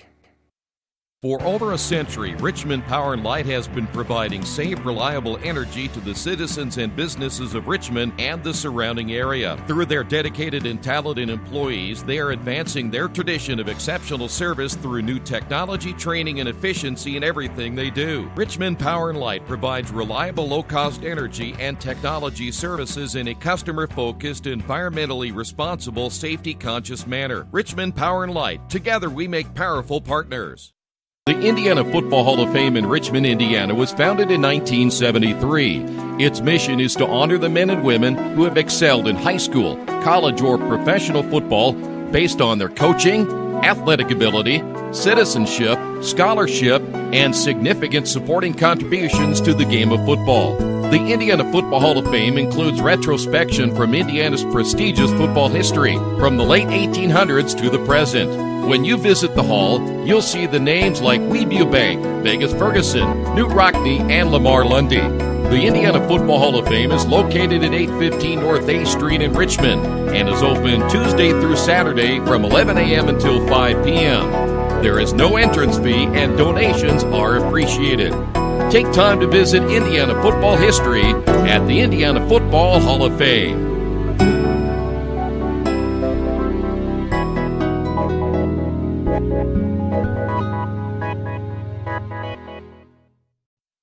Summit Computer Systems is a full-service computer manufacturing and support company founded in 1997. They partner with businesses and individuals to provide computer systems, hardware service, support, design services, high-speed wireless internet, network design, and more. Summit Computers, 1427 Chester Boulevard in Richmond. Give them a call at 939-2120. Well, we've made it to halftime, though both teams at many times didn't look like they were ready to win this game in the first half. Defiance on top of this one. 7-3, today's game being brought to you in part by Jason Wise of Better Homes and Gardens First Realty Group. He has an idea for an alternative fundraiser for your school group or nonprofit. If you list, buy, or refer a customer and mention this promotion, he'll donate 10% of what he makes on the transaction to the school group or nonprofit of your choice in your name. Tell your friends, family, colleagues to mention this offer when listing with Jason Wise at Better Homes and Gardens First Realty Group. Give him a call at 969-3400. Well, here are your first half numbers. We'll start with the Yellow Jackets. Ended up with 14 first downs in the first half. 3 of 5 on third down efficiency, 1 of 1 on fourth down. 247 yards of total offense, averaging nearly 7 yards per play, 105 yards through the air. And they finished with 142 yards on the ground, averaging 5.9 yards per carry, coming in, by the way, only averaging 2 as a team. By the way, the other side of that, the penalties were big. 7 penalties and 73 yards. They ended up with an interception and a fumble in the first half. Quakers finished with 6 first downs. They were 1 of 6 in third down efficiency, and that's another thing that just continues to haunt the Quakers, converting on third down. They did have that one big fourth down conversion that eventually led to the field goal in the first half. Only 85 yards of total offense, 51 through the air, and 34 on the ground. So the Quakers offense continuing to struggle in the first half. Individually, for the Yellow Jackets in the first half, Logan Maiko with 105 yards through the air, 9 of 13. He had 1 touchdown and 1 interception in that first half of play. Corey Bennett, 18 carries, 119 yards. His long was 33 on the day, averaging 6.6 yards per carry. In the receiving department, Jason Santore had a couple of big conversions for first down, 3 receptions, 45 yards. Jacob Vorse, 3 receptions, 39 yards, and Nate Roberts, 2 receptions and 15 yards. And those are your leaders in the first half for the Yellow Jackets. Joe Enright, 5 of 11, 51 yards, no touchdowns and 1 interception. Melvin Davis, 12 carries, 38 yards, a 3.2 yards per carry average. Malcolm Jones, 1 rush for 6 yards. And in the receiving side, Melvin Davis, 3 receptions for 20 yards. Elijah Bilal, 2 receptions for 31 yards in the first half of play. So on a sunny day in which temperatures stay in the low 50s, on a cool day in a low-scoring game, 7-3, it was Javier Lopez getting the Quakers on the board. In the first quarter at 10:12 to go, the Quakers had an 11-play drive for 53 yards in 4 minutes and 48 seconds. The 33-yard field goal made it Earlham on top 3-0. We did not see any scoring again until 7:41 of the second quarter when Jacob Vorse caught a 20-yard touchdown pass from Logan Maiko. Henry Brown's kick was good. It was 3 plays, 52 yards in 1 minute and 32 seconds of the second quarter, and that is it. 7-3 here at halftime. All right, when we come back, we will get you updated on the Division I college scoreboard going on this afternoon, and believe me, there are a lot of big games going on this Saturday in college football. We'll come back, tell you about that coming up next. This is Earlham Football and Radio Troy Digital Sports. After the unexpected, expect us. Indiana Farm Bureau Insurance of Fayette, Rush, Union, Decatur, and Shelby counties. Auto, home, life, renters, farm, crop, and business coverage. Coverage you need in a language you know. We take customer satisfaction seriously and don't take a cookie-cutter approach to your coverage. For more information, call 800-723-3276 or go to their website, in.farmbureau.com. Today's game is being brought to you by Tri-County Awards in Richmond. Customized awards and quality engraving services. When you come to Tri-County Awards, you'll get nothing but the best customer service. We take pride in our prompt service and easy availability. Celebrate success with a gorgeous medal, trophy, or plaque from Tri-County Awards. We've been crafting awards since 1972. Choose from a wide variety of designs and styles. We're a locally owned and family-operated business. Tri-County Awards, 1001 South East Street in Richmond. Some people are born lucky. Other people take luck into their own hands, avoid stepping on sidewalk cracks, and wouldn't dare walk under a ladder. But whether you're born with luck or make your own, when it comes to your insurance coverage, luck should have nothing to do with it. So talk to Indiana Farm Bureau Insurance today or visit them online at infarmbureau.com to purchase an auto policy. Indiana Farm Bureau Insurance. Stop knocking on wood. Questions about your coverage in Wayne County? Call 765-962-9548 and ask for me, Kevin Shearer.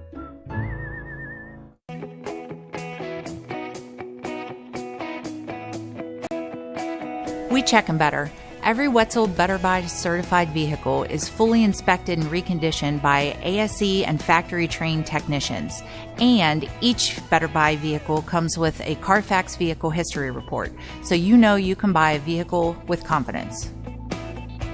We back them better with a 3-day satisfaction guarantee. Every Wetzel Better Buy certified comes with a 3-day or 300-mile satisfaction guarantee. If you don't like it within that 3 days or 300 miles, just bring it back and we'll exchange it for a vehicle of equal value. Every Wetzel Better Buy certified vehicle comes with a 12-month, 12,000-mile warranty. We price them better. We have dedicated individuals searching the entire country for the highest quality, lowest price vehicles for our inventory. In today's competitive market, we're constantly monitoring vehicle values to ensure that we're offering the best prices possible. We guarantee that every Wetzel Better Buy vehicle is the highest quality used car or truck around. Our reconditioning process guarantees that you are getting a vehicle as close to brand new as possible, and our warranties back that up.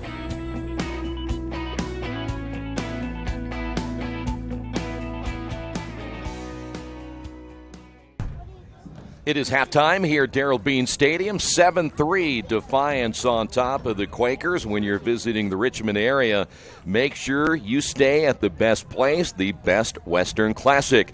They're dedicated to providing you with the best possible travel experience, and they operate in an industry built on trust and guest satisfaction. At the Best Western Classic of Richmond, you get the most amenities available, including indoor pool, fitness center, conference space, free buffet breakfast, free Wi-Fi, and, of course, a clean, quiet, comfortable room. Best Western Classic of Richmond, 533 West Eaton Pike. We mentioned earlier, and I'm sure most of you college football fans know, this is a huge, huge day in college football. Some games already underway in the fourth quarter. Number 20, Texas A&M winning at Auburn 24-14. Number 2, Clemson, an easy time with Louisville in the third, 56-3. 24th rated Iowa State winning on the road at Kansas in the fourth quarter, 27-3. In the third quarter, Nebraska hanging tough with number 10 Ohio State. Ohio State on top of that one, 23-21. And also in the third quarter, number 19 Syracuse winning on the road at Wake Forest, 35-24. Other games coming up later today, a 3:30 kickoff time. Number 6 Georgia at number 9 Kentucky. Florida State plays at number 21 North Carolina State. 16th rated Iowa is up in West Lafayette to take on the Boilermakers. Again, that's a 3:30 start time. 13th rated West Virginia. Almost didn't get that out at number 17 Texas. That's a 3:30 start time. Number 14 Penn State is at number 5 Michigan this afternoon. Number 22 Boston College at Virginia Tech. 15th rated Utah plays at Arizona State. It's Missouri at number 11 Florida. 4th ranked Notre Dame. They're at Northwestern. That is a 7:15 start time.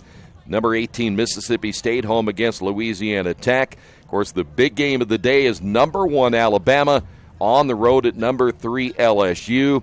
That game will kick off at 8 o'clock tonight. 7th rated Oklahoma is at Texas Tech.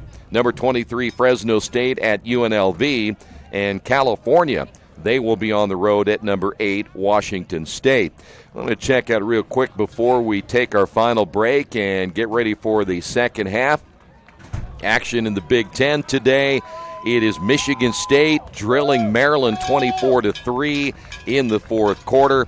And one of the game underway in the fourth quarter now, Wisconsin on top of Rutgers 24-10. Also in the Big Ten today, Minnesota will play at Illinois. All the other games are ranked teams. And I want to mention IU is off this week.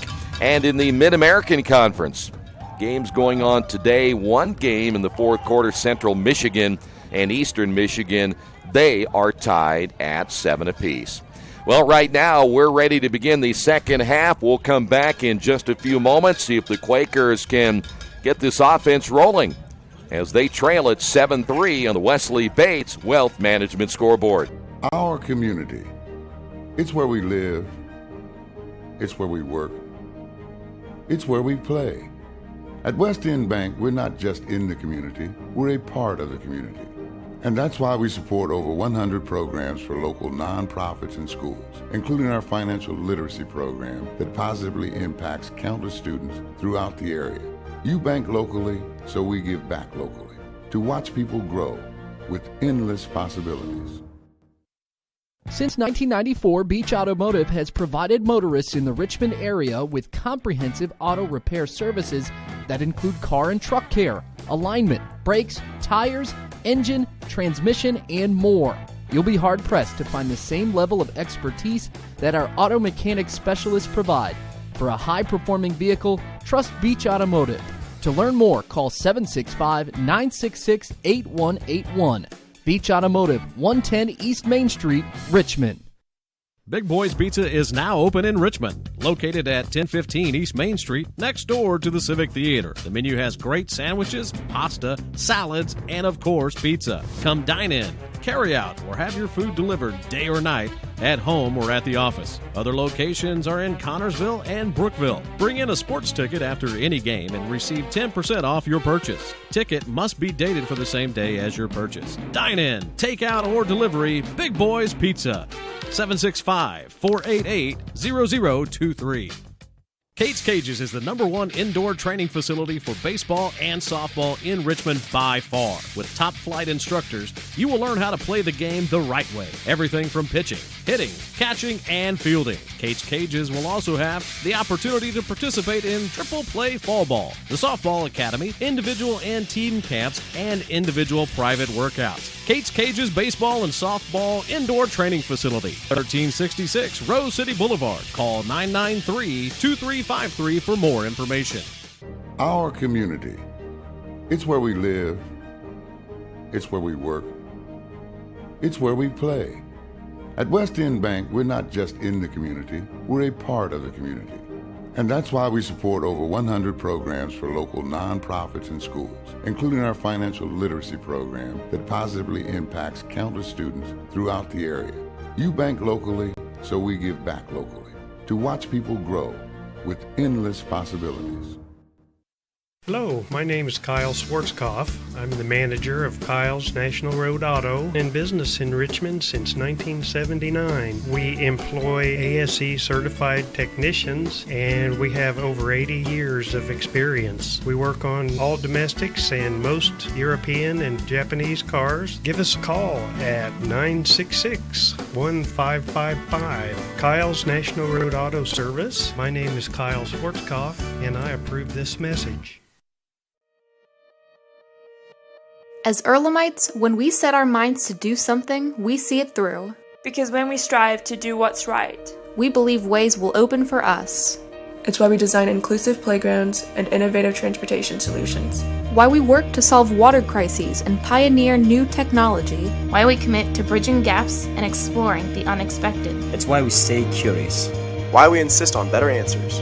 Because at Earlham, we don't see the world as a project. We see it as our purpose. And we recognize our own potential in making this earth more beautiful, more just, and more peaceful for everyone. Earlham College. Always moving forward. Back here at Darrell Bean Stadium as we get ready for the second half. Quakers trail at 7-3. Yellow Jackets will get the football to begin this third quarter. By the way, it appears, at least at this point, the Quakers will have Rance Albert back. He had had that lower back injury in the first half.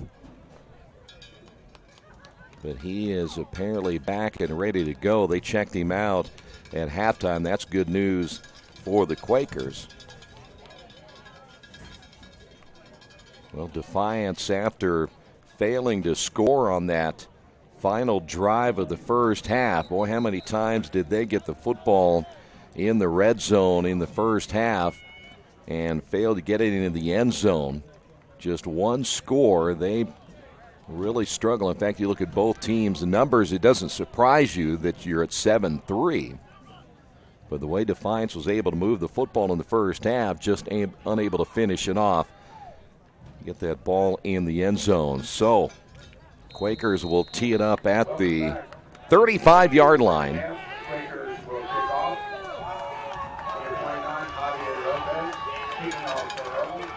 Javier Lopez has been kicking short, so don't expect anything deep again as the Yellow Jackets well prepared with 6 players up front.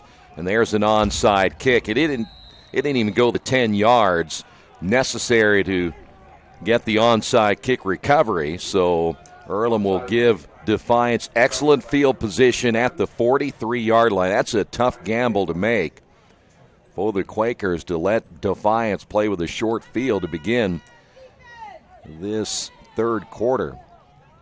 Special teams can be so huge when you're trying to flip the field.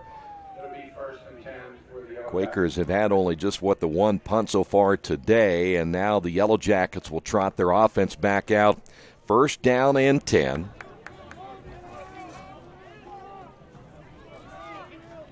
Logan Michael, the one interception in the first half. Here's Bennett over the left side down to near the 40. They will continue to try to run the football. What's amazing to me is their bigger guys are on the right side. If you go center right, they are much bigger than they are from center left. Yet they keep trying to run over the left side. Nose of the football just shy of the 40. Yellow Jackets really don't give you much of a different look. Everything's pretty much 4 wide. Michael to throw and dropped at the 35. Started to make the turn upfield before he had possession of the football. That is DeMarcus Cummings. So now 3rd and long for the Yellow Jackets.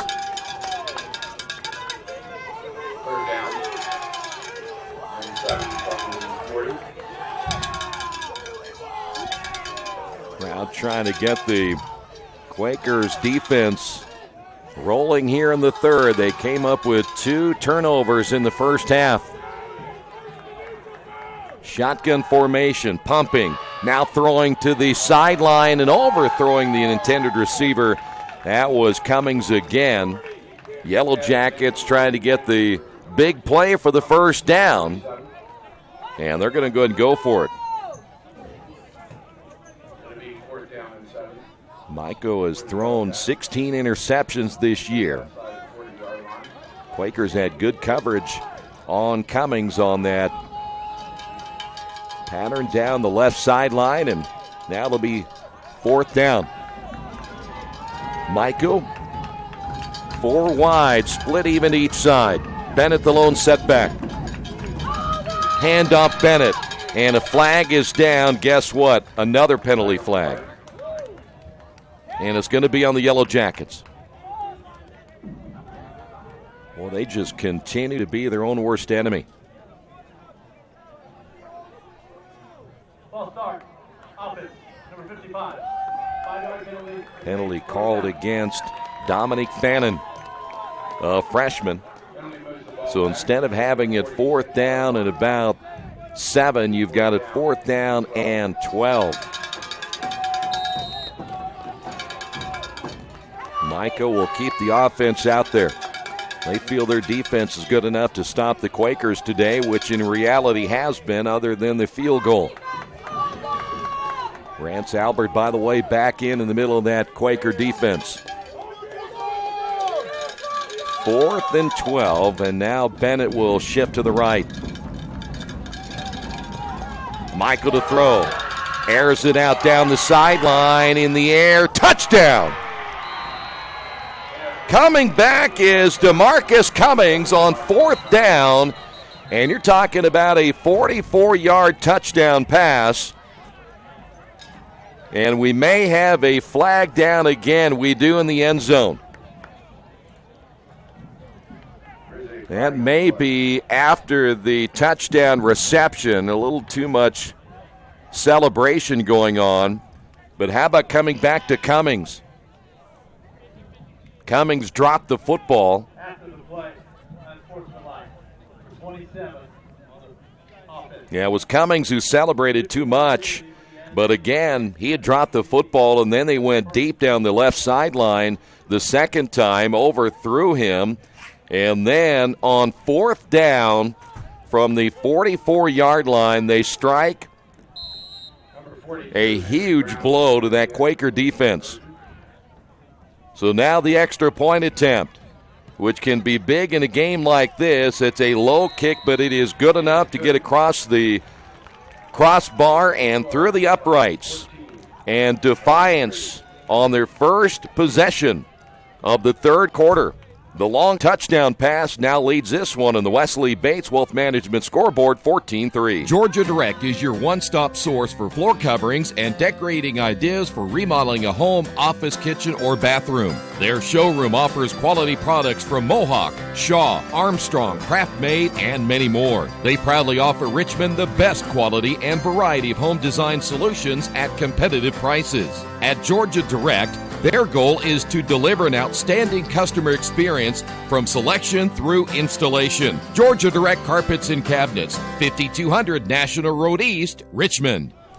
Well, now the offense will be back out. The bad thing about what happened in the first half is Defiance had a pretty sustained drive that ran out the first half of play. And by the way, with that penalty on unsportsmanlike conduct, Earlham's going to have pretty good field position right here. Football marked all the way back to the 20 on this kickoff. But your offense didn't get a chance to really do much at the end of the first half. They had to sit through halftime, and then though it was a quick scoring drive in the first possession by the Yellow Jackets, your offense has been sitting for a while. Football falls off the tee, so we'll try it again. That's a huge 4th down. You're talking about 4th down and 12. And the Yellow Jackets throw the touchdown pass to DeMarcus Cummings. And now the Quakers down 14-3. So ball placed again at the 20-yard line. This will be a short line drive kick. Earlham will have it. Perhaps. I thought they were going to get it into Defiance territory, and they will. There's a nice run back. That'll be Dickelman laid out a Defiance special teams player, and so Earlham again will have excellent field position in their first possession of the third quarter. Dickelman might find himself getting some running back duty. It looked like he was going to get stopped shy of the 50, and once he knocked the defender down, able to get it down to the 38-yard line. As you see, the Quakers open up in trips. Hochschild gets the start in the second half. Davis, their lone setback. Here's a ball in the air and well defended on the near side. Pass intended for number 2, Malcolm Jones. But able to get in there, knock that one away was Cody Drum-Turner, the sophomore. So it'll be 2nd down and 10 for the Quakers.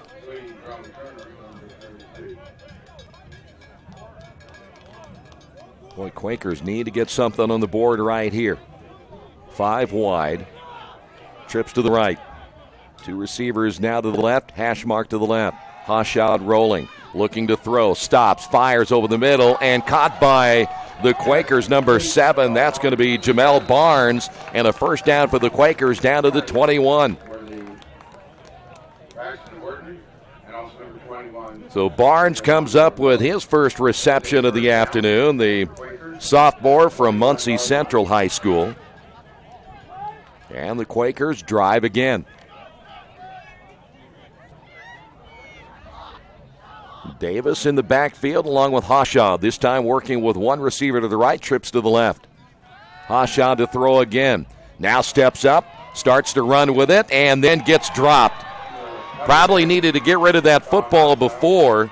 Number 11, Jalen Neely, the senior linebacker, 260 pounds, laid him out back at the 23-yard line. So now the Quakers will be faced with a 2nd down and 12. Boy, you see that guy coming, just get rid of the football. Throw it in the vicinity of somebody, but just get rid of it. Trips this time to the right side. Empty backfield, 5 wide. Hash mark left. Hochschild to throw again. Looking, has time. Now steps up, runs with it. Hochschild looking for the first down marker. He's going to get hit. Gets it inside the 15. Holland had a nice game running the football his last time out. 3rd down and about 2 now for the Quakers.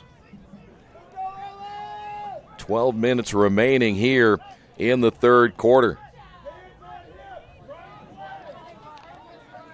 Barnes to the right. This time Earlham will have 3 receivers to the left. In fact, Davis coming out, there'll be 2 to the right. So empty backfield once again.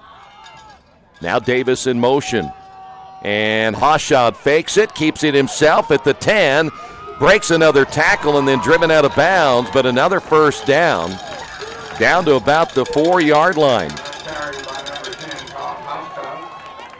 So Hochschild doing it with his legs here in the third as Earlham has it inside the 5 at the 4-yard line. Must be huge right here for Earlham. Down 14-3 in the third, 11:20 to go. Barnes again to the right. Davis, see if he'll get his number called on this play. 1st and goal from the 4. Hochschild fakes the handoff, throws to the end zone. Barnes behind him, and it falls incomplete. Coverage by Braxton Horton. That pass a little bit behind Barnes. I'm not sure if Hochschild was trying to throw to his back shoulder. But it's too high, falls incomplete. It'll be 2nd and goal from the 4. Barnes had the one-on-one coverage. Horton at 5'10". Jamel Barnes goes 6'1", so a little bit of a size advantage. Boy, it's tough. Everything really shrinks when you get inside the 5-yard line. Hoshad again looking left, and there is a penalty flag, and that's going to mark him, I believe, 5 yards back. It'll be on the Quakers again. And nothing has really changed when it comes to the Quakers shooting themselves in the foot. So another penalty on the Quakers. So instead of having it at the 4-yard line, you back it up to the 9. It'll be 2nd and goal from the 9. Now the good news is this does give you a little bit more room to maneuver. Boy, you hate to see that happen time and time again. Davis in the backfield along with Hochschild. Big 2nd down play. Here comes the blitz. Hochschild gets rid of it. Ball tipped in the air and knocked down. Hochschild became a defensive back. David Amador Miller there for the Yellow Jackets. If he comes up with that one, that would have been a foot race to the other end. Now 3rd down and 9. It looks like we have another penalty flag, and we do. This one is on the far side. It's the way they're acting. This might be, why speculate at this point, but the way the Quakers are acting, it's against them. Holding, offense, number 75. 10-yard penalty, replay, 2nd down. Holding penalty against Michael Dallas, the freshman from San Diego. So you had it at the 4. Now with 2 penalties, you have it back to the 19-yard line. You have lost 15 yards. So now it's going to be 2nd and goal from the 19. Could probably handle the first penalty, but that holding penalty really hurts. So here we go. Quakers imploding again. Trips to the left. Hochschild, empty backfield, throws toward the end zone again, and it is caught, but incomplete. Malcolm Barnes was out of bounds.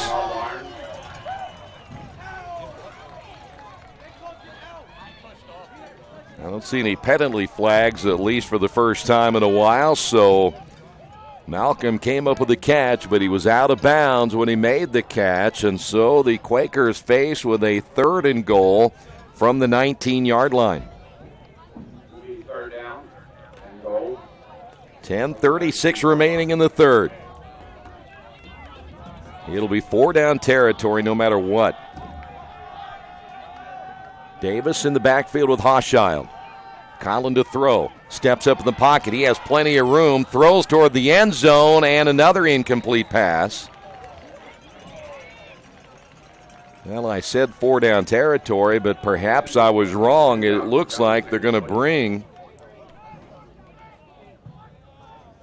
the field goal unit on. I'm not sure Lopez has this kind of leg. We'll see where they spot the football at the 26. So this will be a 36-yard field goal attempt by Lopez. Quakers trying to get something here in the 3rd. Another drive stalled because of penalties and mistakes, and it's blocked, and it can be returned. Big block right there. Here's at the 30, the 40. On the return is Neely, and finally tripped up at around the 40-yard line. Neely on the return on the field goal attempt, and he returns it to the 40.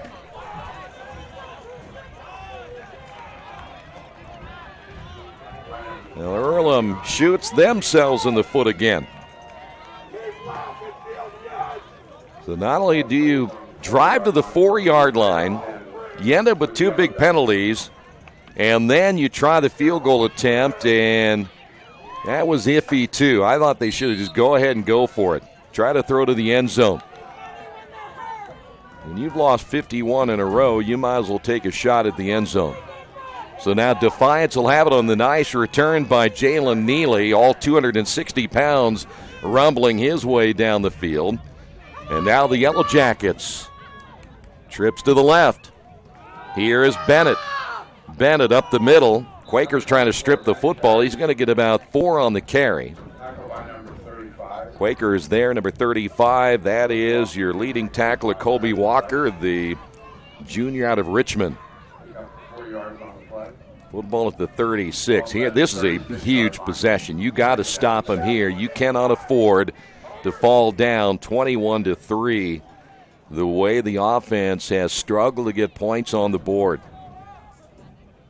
And Defiance knows it. They would love to stick the dagger in the heart of Earlham right now. Hand up Bennett again, right up the middle. First down to the 29. Earlham just unable to stop the run consistently here this afternoon. And as long if you're Defiance, you're probably feeling if you don't shoot yourself in the foot like they have done so much in this football game, you probably feel you can run the ball the rest of the way. Quakers will continue to work with a 4-man front. It's a smaller front than what you normally will see at those defensive tackle spots. Trips this time to the left. They're going to throw. Looking to the sideline in the air, and it is going to be intercepted inside the 5-yard line, and the Quakers are going to get it back. Robert Dickelman, who made that nice play on special teams, comes up with the interception. And why you would throw the football right there when you're running as well as you had been, and Defiance makes a questionable call this time on offense. Well, you ran it so well with your tailback Bennett. And then why you would throw deep, absolutely mind-boggling if you're the Yellow Jackets. You don't need to throw the football at that point, but the Quakers will take it. But Earlham now playing inside their own 5, the nose of the football at the 4. Second interception today by Logan Maiko. And now Hoshaw to throw. Here comes the blitz. Intercepted inside the 10-yard line, and the Quakers give it right back. And it's number 11, Jalen Neely. Boy, Neely, another big play. The Quakers have a player down. That looks like Michael Dallas. But Earlham has another hurt player as we go back and forth in a game of futility here in Richmond. We'll take a timeout.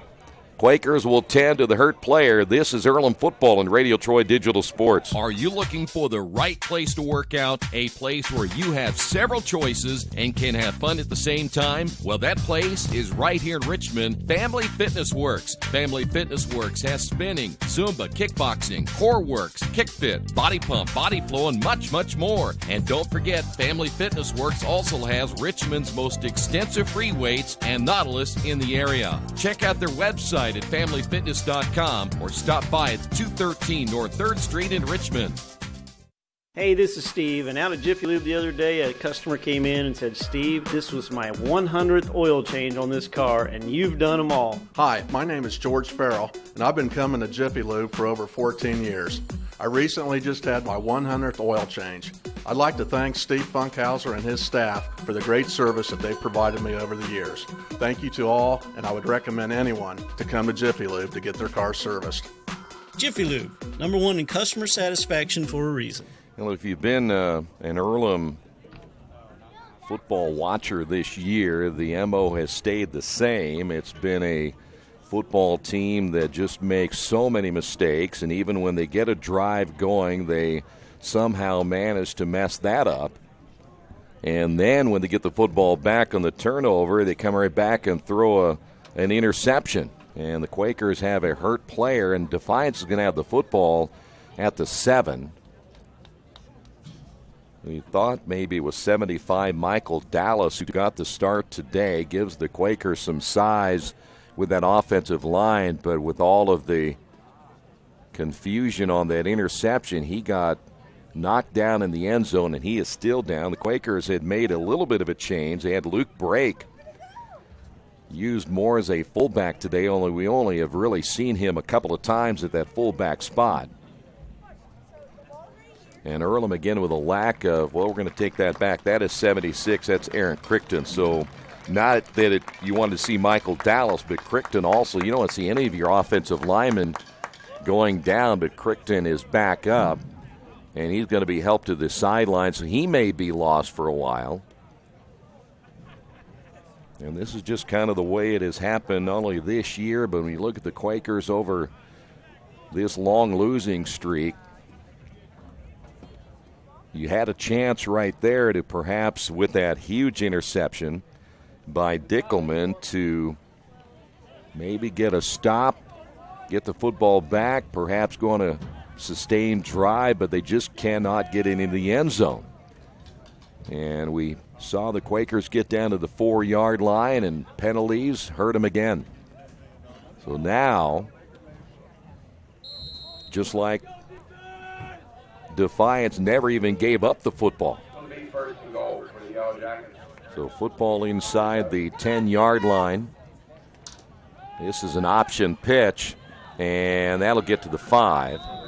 There's some questionable call playing by Defiance. I'm not sure what they're trying to accomplish. That was Bennett on the carry, but Bennett has done better when he's just gone up the middle behind that offensive line.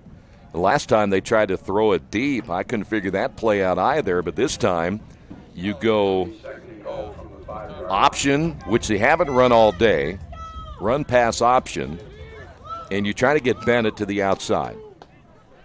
Makes absolutely no sense on that side of the football. 4 wide. Miko once again out of the pistol formation. Might be why they're 0-8 too. Here's the handoff, Bennett. This time you run up the middle. You might get to the 4.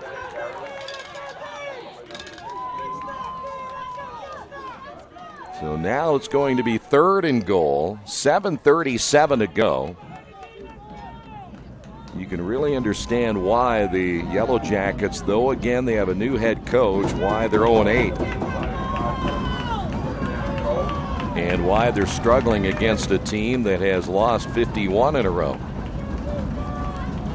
So now the Yellow Jackets will take Santora to the left, so Trips left. That's a wide Trips. They'll throw Santora over the middle, and ball's going to be caught. Also over the middle this time was Jacob Vorse, and Vorse makes the catch for the touchdown. And the Yellow Jackets get on the board and now lead this one 20-3. So the turnover leading to another score for Defiance. That's the other part about their offense, why they hadn't been going to Vorse even more at his size at 6'5" is beyond me. So now the extra point attempt by Henry Brown. High snap, the kick is on the way, and it is good. On the Wesley Bates Wealth Management scoreboard. Yellow Jackets take advantage of a Quaker turnover and now lead this one 21-3. Finding just the right used car can be a daunting task unless you shop at Tony's Car Sales in Richmond. Hi, this is Troy Naragowski. I can guarantee you one thing. Tony's professional staff will help you every step of the way without all that pressure of buying a new car. Hey, I bought my last 2 cars from Tony's, and it has been a great experience every time. Tony's has lots of one-owner cars, SUVs, and trucks ready for you today. Tony's Car Sales, 250 National Road West in Richmond. Now the crowd watched this Earlham football team drive down inside the 5-yard line, get nothing, and then come back after the field goal block. And they get the interception, come back, throw another interception themselves, and that's where we stand at 21-3. Things went back and forth, and what a change of events we have had here today. So, Yellow Jackets will tee it up at the 35-yard line.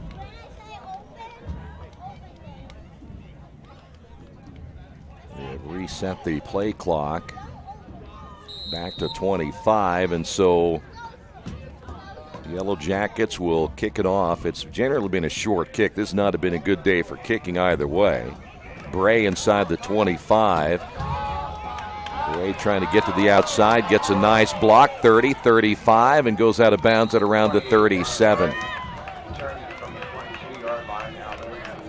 keeping an eye on that play on the sideline just in case that Bray, who got spun out of bounds, or some extracurricular activity there as well, but looks like no flag down, and the Quakers will have it at their own 36-yard line.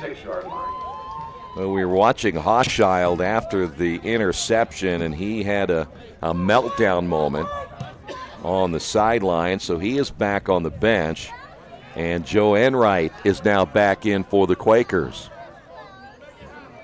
Handoff Davis, look out. Well, I tell you what, you talk about a one-man wrecking crew right now. It's either Neely or this guy, Chris Keys. And it's only one guy getting in there at a time. Keys at 6 foot 273, just blowing by that offensive line. And we saw some film on Keys earlier, and when he's ready to play, he's a tough guy to stop. So now the Quakers will have it 2nd down and 15 after a loss of 5. You just kind of feel the air going out of the balloon now for the Quakers. Enright to throw. He gets out of the pocket as he heads to the sideline. He'll try to get to the original line of scrimmage, and he did. So it makes it 3rd down and 10. After today, the Quakers will finish out the season at Rose-Hulman. That is a tough task ahead of them next week, and this was maybe the one game they thought they were going to get a chance to win here today against a winless Defiance team, but they're beginning to run out of time as we're down to 5:50 to go here in this 3rd quarter. 3rd down and 10 again for Enright, and there's a flag. See, every time.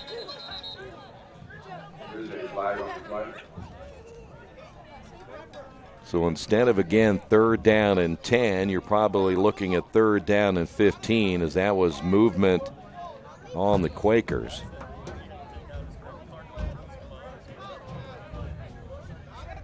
We have seen a ton of penalties here today.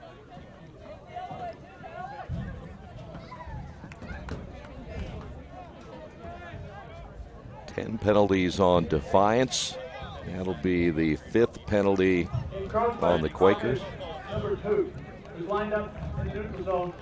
Snap. 5-yard penalty, 3rd down. So you have a player lined up in the neutral zone. Yeah, generally you see encroachment will be on the defense, not on the offense, but Malcolm Jones lined up that time in the neutral zone. So back to another 3rd down and long.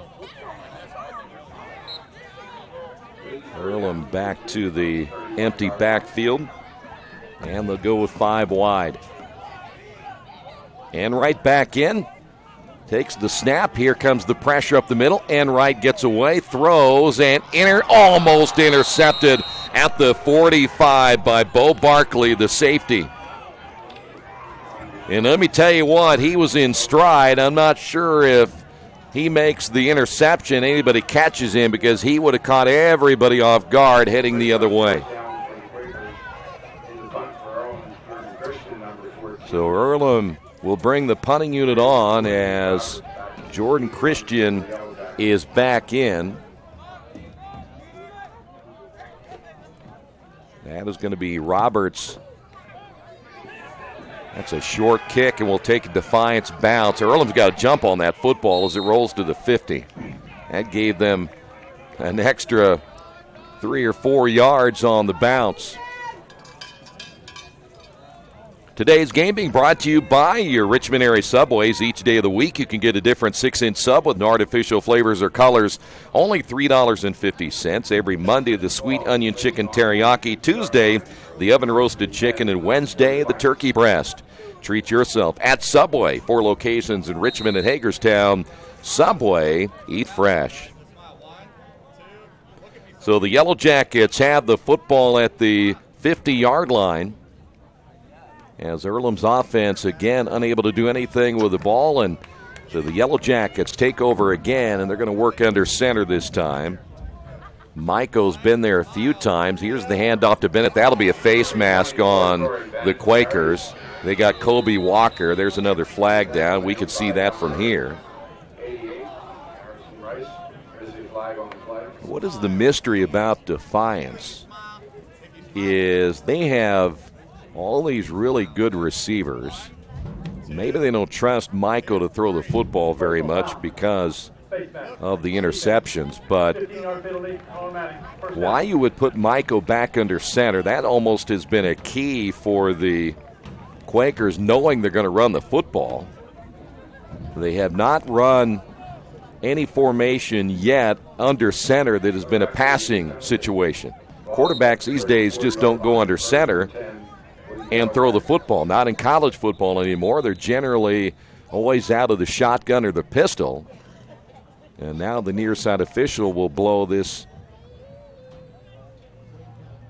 play dead right here before we even get started. Football's been placed at the 34-yard line. Trying to look here now. You think about Force at 6'5". You have the speed of Nate Roberts. You also have Santor at 6'2". Now, those are three guys that you would think you'd throw 35, 40 times a game. Quakers showing blitz for a moment. Here they come now, and Kobe Walker blitzing from the left side, and he's going to drop the running back, Bennett, for a loss. Boy, everybody in the stadium could see that one coming. 4:24 remaining now here in the third quarter, and the Quakers now have Defiance at second down at about 13.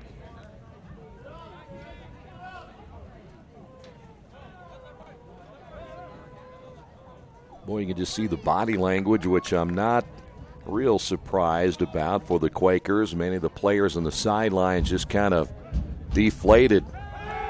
Here comes the blitz the other way. Ball caught, and that'll be down to the 31. Not a first down. Cummings on the reception, the freshman from Orlando, Florida. They have a bunch of players out of the state of Florida on their football team, and that'll be again at the 31-yard line. So now it's going to be third down and about 7. 3/3 about 7 from the 31-yard line. Quakers have pretty much gone single coverage with the safety playing over the top, and now you're looking at trips to the near side. Here's Bennett. Bennett trying to bounce to the outside and gets nowhere. That play makes no sense. Rance Albert there to make the stop. Kobe Walker there as well. R.J. Scott also coming over for the Quakers. At the 33-yard line, it'll be 4th and 8. So we'll put it at the 33, 4th down and 8. Now for Defiance.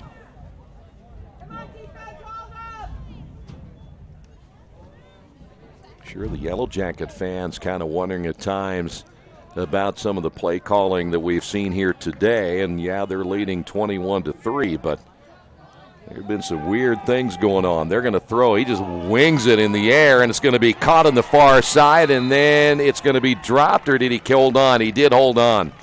That's going to be Cummings again. He had double coverage on that side. Karoba was there. Also there was Dickelman. And the thing that bothers you about a play like that is it almost appeared that Michael just kind of threw it up for grabs, and the Quakers unable to get to it. You had two defensive backs there. Cummings not the biggest receiver on the team at 6 foot, 165 pounds. Was still able to bring it down. So another first down. And I think the Yellow Jackets are going to call a timeout. So Defiance using their first timeout. We will take a break. 1:59 remaining here in the third. And the Quakers trail this one 21-3.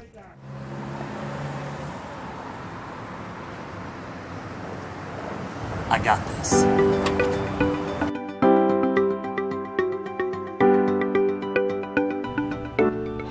I got this.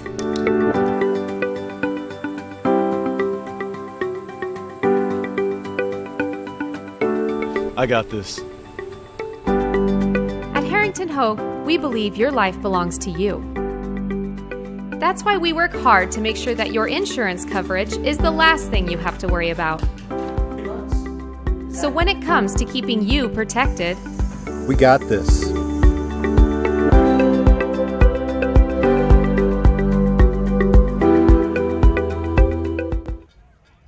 Now the Yellow Jackets using their first time out here in the second half, leading this one 21-3. It'll be first down and goal for the Yellow Jackets at the 9-yard line. They will throw. Little screen pass across the middle. Ball caught, touchdown. And coming back was Nate Roberts just over the middle. And another score for the Yellow Jackets. Now lead this one 27-3.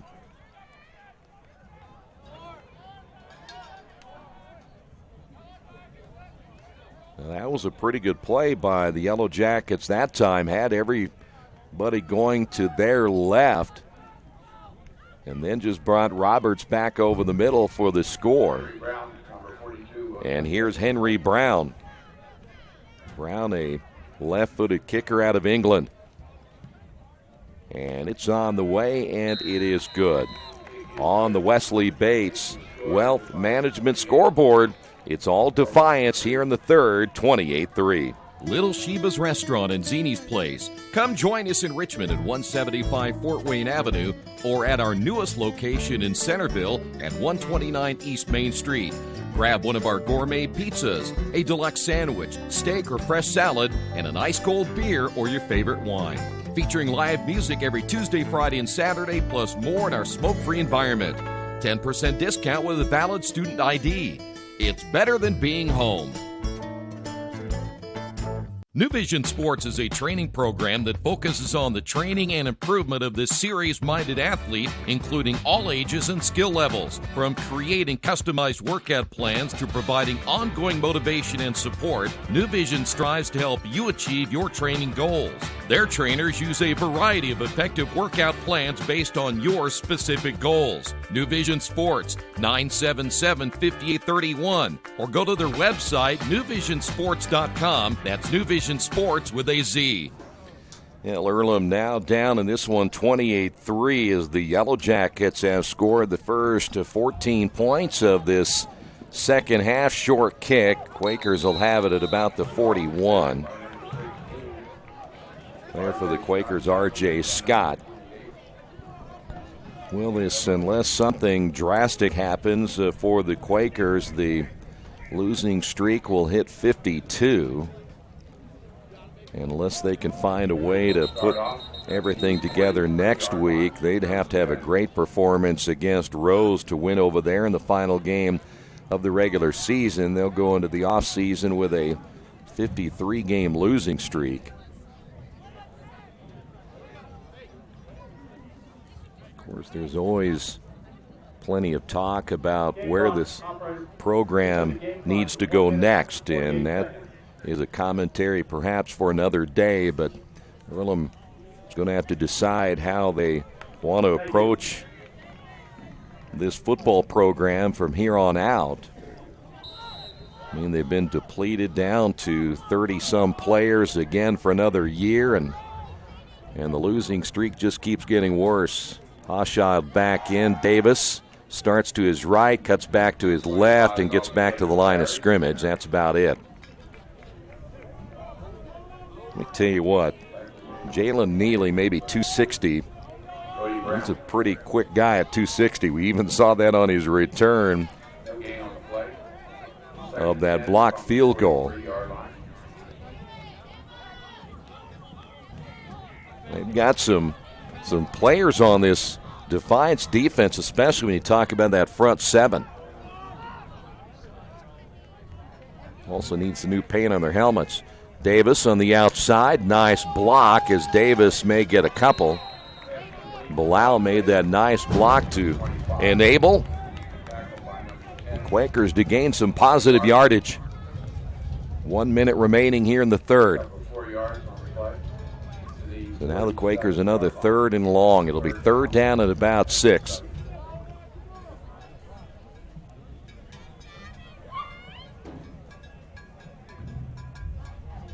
All that head coach Nick Johnson can do right now is just watch from the sidelines as his offense has continued to struggle in this one here this afternoon. Child looking to throw, now flushed out of the pocket, and he will get hit. He's not going to get the first down. May have gotten a half a yard on the play. 99, Calvin Williams out of Chicago, 6 foot 220. Williams looks like a football player. Well, they've gotten kids from Georgia, Florida, Michigan, of course, in Ohio. And it looks like we've got a timeout. Or I don't know if this is actually going to be the end of the third quarter. So, at the end of 3, on the Wesley Bates Wealth Management scoreboard, Defiance on top of this one, 28-3 on the Wesley Bates Wealth Management scoreboard. Mancino's is family-friendly, serving fresh grinders, pizza, pasta, and salads daily. They serve great food priced for family budgets. And whether it's one of their homemade grinders, salads, or pizza, there's sure to be something for everyone in your family. Our baking process may cost a little more and take more time, but the end result of freshness and flavor make the real difference in all of Mancino's award-winning products. Mancino's of Richmond. Give them a call at 966-1161 or go to their website, mancinosofrichmond.com. As an internet service provider, Parallax Systems offers reliable residential high-speed internet service and business service. With a fiber backbone reaching over 150 miles, we have created a multifaceted delivery system.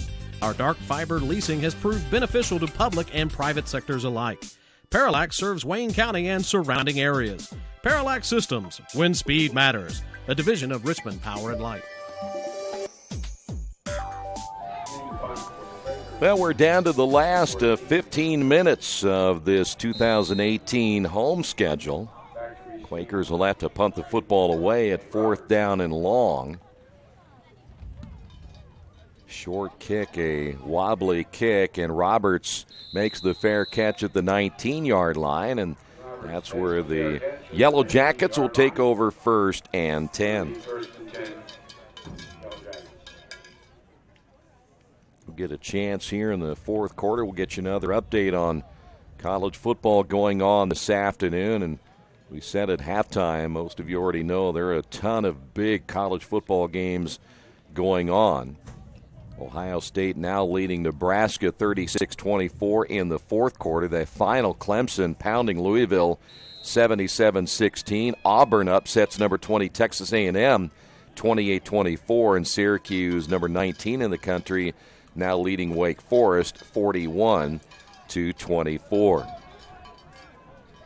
Yellow Jackets football, 14:52 to go. And they have a new quarterback in, and they have a new running back in the lineup as well, as they made some changes already on the carry. Joe Webb. Mentioned Webb earlier, the senior out of Twin Valley South High School. Well, it almost looks like the Yellow Jackets, other than their offensive line, making all kinds of changes. This will be Ryan Freeman. He is a freshman, 6 foot 190 out of Palm Coast, Florida. He is in a quarterback now for the Yellow Jackets. Handoff again, nice spin, back to the inside, still fighting for running room is Webb. Webb may get back to the line of scrimmage, and it's going to be 3rd down now for the Yellow Jackets here in the fourth quarter. So they have made a lot of changes in their backfield. Receivers are going to stay pretty much intact. Wyatt Cadmus has checked in, a senior, only 5'6", 155 pounds. He will be one of the 3 receivers to the left. Yellow Jackets to throw. Ball in the air, and I tell you what, nice catch, keeping his feet in bounds, Santora. And Santora gets the first down at about the 32-yard line.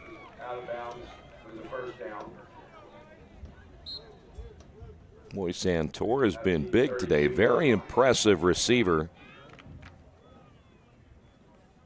He's at 6'2". We mentioned Vorse at 6'5". Those guys are actually very, very good receivers.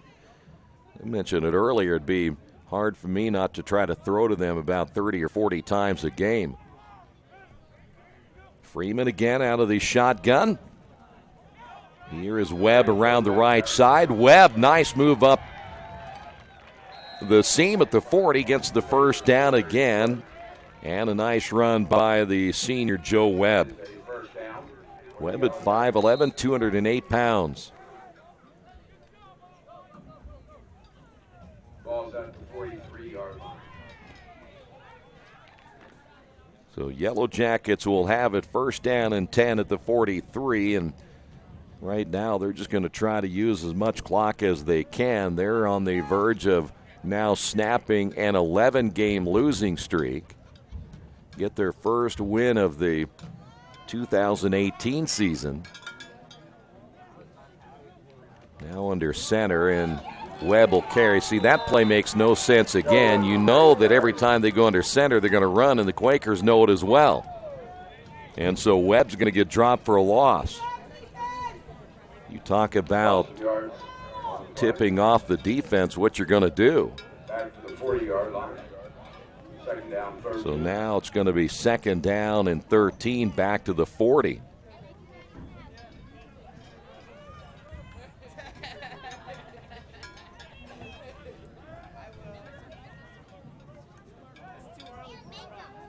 Now they'll look to throw. Here's Freeman. Ball thrown in the air. We got a flag down on the near side. We might have a hit on the quarterback, Freeman. That's just another one of the many flags we have seen here today. So let's wait and see. It's going to be, I think, against the Yellow Jackets, not the hit, but let's take a listen.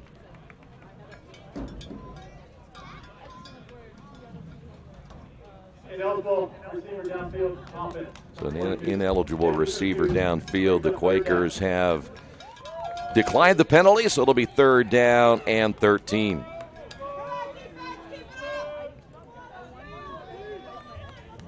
Well, this game early, it was like neither team was wanting to win this football game. That's how badly it was played at times. And now the Yellow Jackets are 11:46 away from picking up a win here today. And, boy, you look at Earlham just continuing to really struggle on offense. Yellow Jackets quickly set up with trips to the left.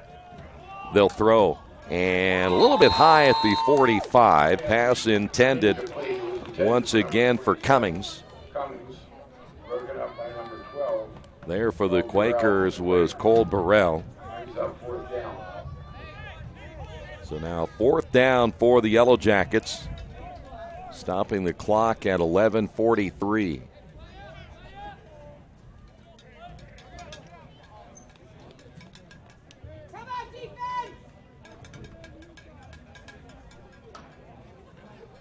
Looks like Bo Barkley is at number 10. It is Barkley who's coming in to punt the football away. Quakers will let this one go, and it'll go inside the 20 down to about the 19-yard line, and that's where the Quakers will take over first and 10. In live stats throughout the afternoon as we finish this one out here today on GoEarlham.com.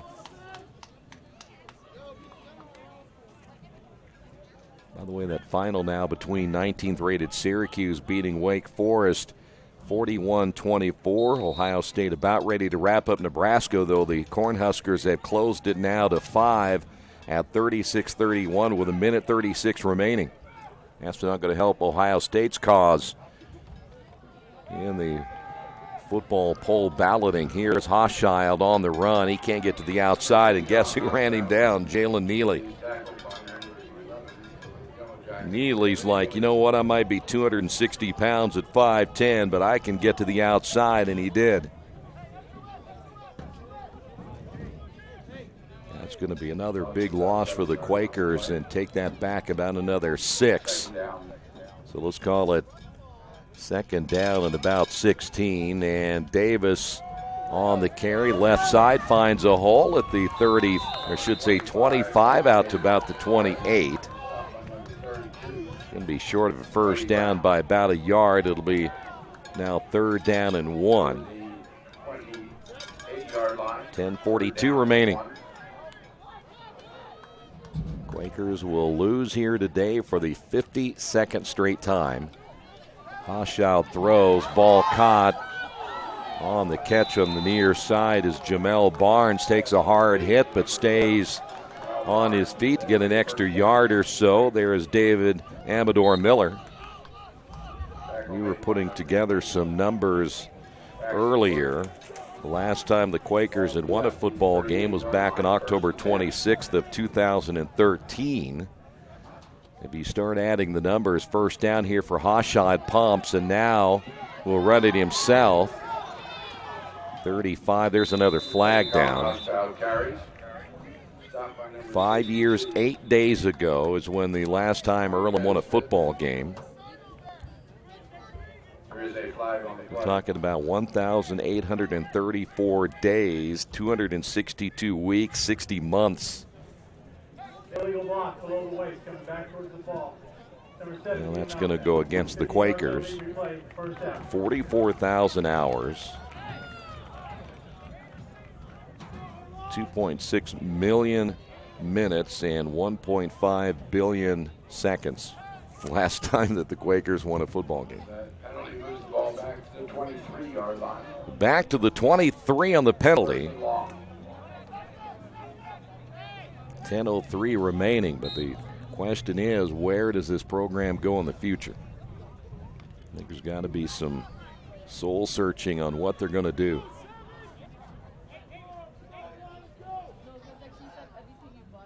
Hochschild again, low snap. Here they come. Hochschild using his quickness to get to the outside, throws, and the catch made by Bilal on the far side.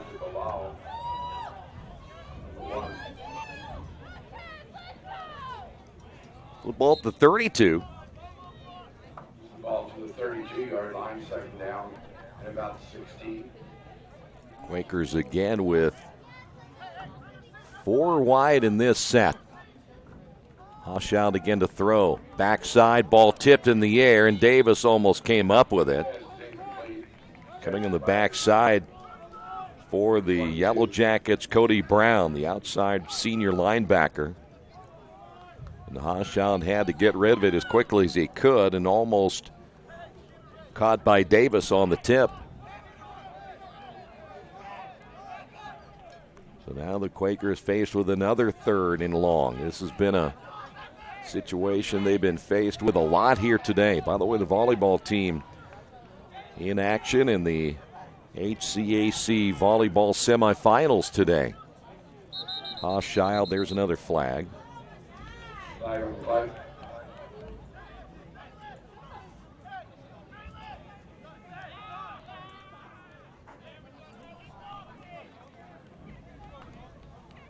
We're going to try to see if maybe we got an update. That's against the Quakers again. Now Earlham starting to build up a ton of penalties here in the second half.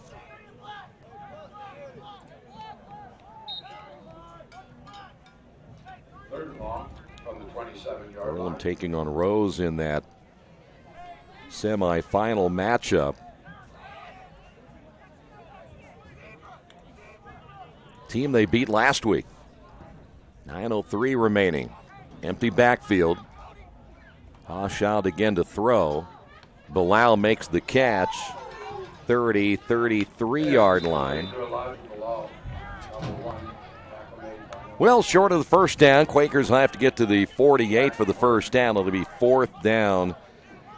And here comes the punting unit once again. By the way, that matchup against Rose will take place at 5 o'clock, so we're still about an hour away. Taking place down in Lexington, Kentucky. Good luck to the volleyball team. Nearly blocked as Jordan able to get that one off. Fair catch. Angelone makes the fair catch at the 33-yard line. And we'll see the Yellow Jackets take over, and we'll probably see some more new faces come into their lineup. It looks like we have some new offensive linemen checking in. Helton is going to stay in as the center, though.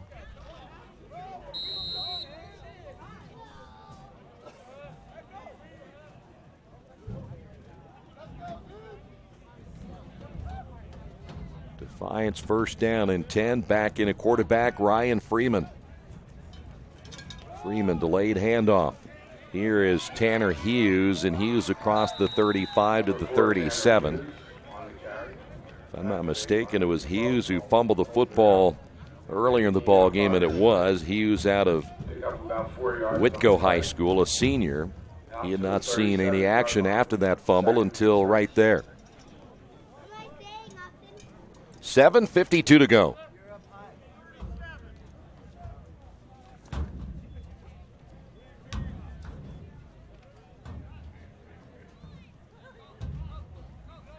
Second down and 6. Freeman again in the shotgun, and he starts to hand off. His running back went the other way. Freeman turns to his right. His running back went to his left, and there was nobody to hand off to, so a busted play. And now it'll be third down. 35-yard line, third down 8.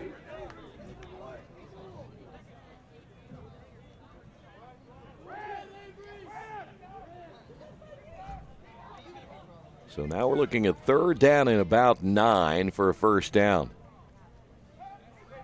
In the ball game, Brandon Hicks, a freshman wearing number 29, will shift to the right side, so trips to the right. Looking to throw again is Freeman. Ball in the air, knocked down at around the 45-yard line. Kobe Walker, one of those there. Also number 5, Robert Dickelman.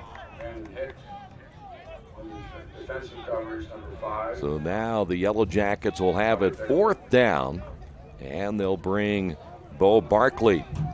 Barkley out of Churubusco High School around Fort Wayne area. Senior playing his last couple of college football games. Barkley and a fair catch at the other end for the Quakers, and Earlham will take over first down and 10. 6:42 to go.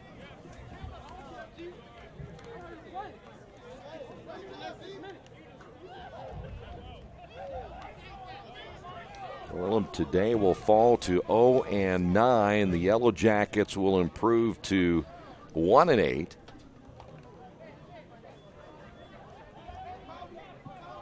Earlham has gone with his 4 wide out set a lot here on the near side.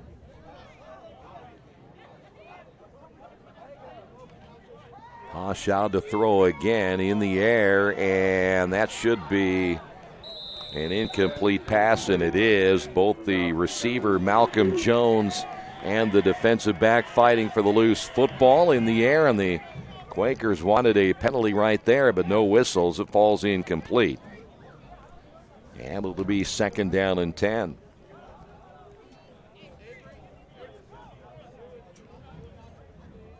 And one piece of good news today is just a beautiful day. We haven't had many good days weather-wise here for this Earlham football team, but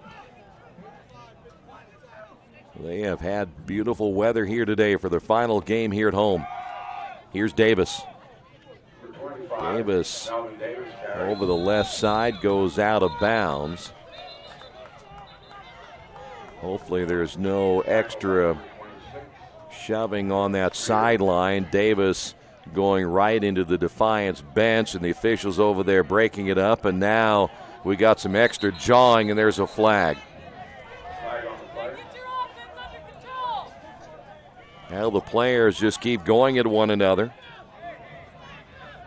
Defiance telling Earlham to look at the scoreboard. That's kind of the way it works. They just say, go look at the scoreboard, and Earlham may know frustrated from this one here today, but another flag is thrown. Now we wait and see who is going to get penalized first.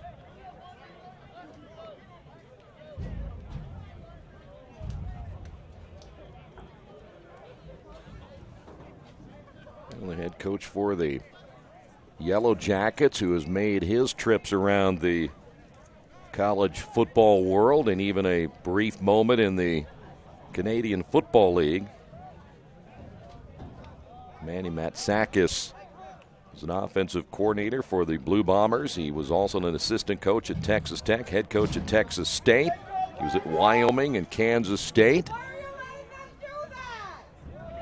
And finds himself at Defiance. On both teams, 63 white, 2 red. That's the first unsportsmanlike for each player of the game. Penalties offset. So offsetting penalty right there, which basically all it does, it's no change in the yardage or anything, but it puts both players on notice not to do it again. So after the brief encounter on the sidelines, we will continue play as the Quakers will have it first down. Just under 6.5 minutes remaining.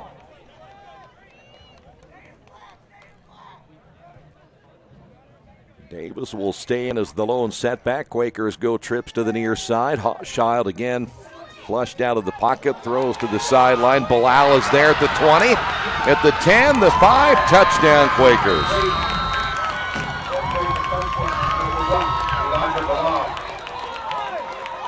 Another flag is down. There's some more flags down. I think Earlham just got penalized for way too much celebrating, but when you've lost, well, Jamel Barnes is now having to be restrained. Now this thing's getting ugly. When you've lost 51 in a row, you might let them celebrate a little bit, but they're having to restrain Jamel. And, you know, if you know Jamel and he's a good kid, I'm sure he's just frustrated. After the play, unsportsmanlike conduct. Number 1, red. Number 7, red. The 15-yard penalty will add to the free kick. So it'll be Bilal and Jamel Barnes who will both get the unsportsmanlike conduct penalties. So now the extra point attempt. Quakers just at least a little bit to celebrate here today, which will be again a tough loss here at home and a tough way to end this home campaign, as the extra point is good on the Wesley Bates Wealth Management scoreboard. Quakers now trail this one 28-10. This is Earlham football and Radio Troy Digital Sports. Best One Tire and Service has been committed to our partners since 1948. With more than 250 locations in 26 states, Best One puts over 1 million tires on the road every year. Superior tires, expert service, competitive prices. Best One Tire and Service, where the best costs less. Hi, I'm Roger Clark with Best One of Richmond. Because Best One is one of Bridgestone's largest retailers, we offer exclusive Bridgestone savings.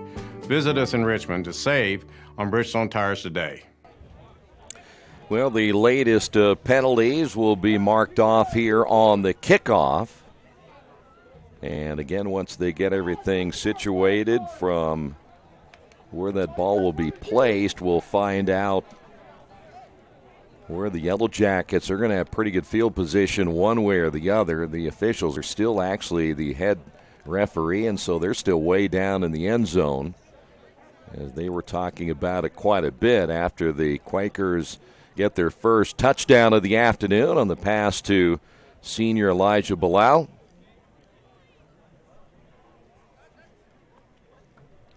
Now they're going to go and place it at the 35, so kind of curious where maybe well, I'm not sure exactly how that played out. No unsportsmanlike conduct penalty put on the kickoff right here, so the Quakers will line drive kick, and going down on one knee for the Yellow Jackets will be Tanner Hughes. 6:06 remaining here in the fourth. If you are planning on seeing the Quakers next week, they will travel to Rose-Hulman. That'll be another 1:30 kickoff time.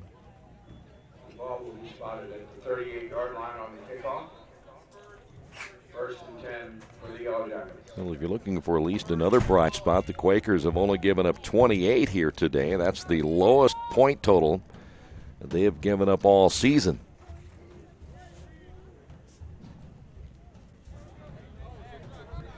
Yellow Jackets will stay with Freeman as their quarterback. Looks like they may have a new running back in the backfield. Freeman's going to throw, low throw, and is going to be dropped by Dutch Blake, a freshman out of Pontiac, Michigan. It'll be second down and 10. Blake, incomplete. Second and 10 from the 38-yard line.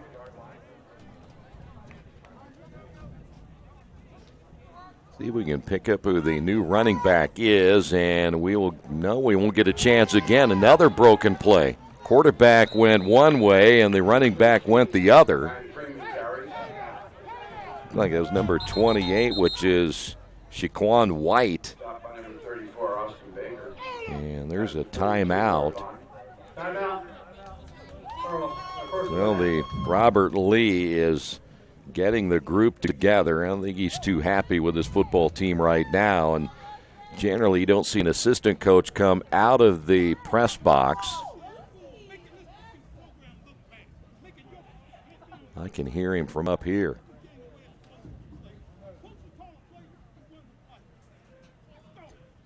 Well, as few people that are here, and you can hear Coach Lee tell him how they're making this program look bad. I think it's more of their conduct than anything in some respects.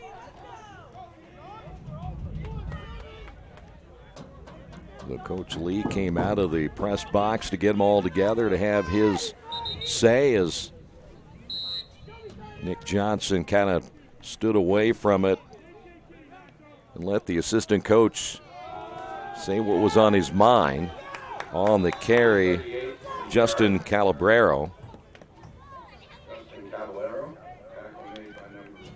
Just a freshman, 5'9", 200 pounds.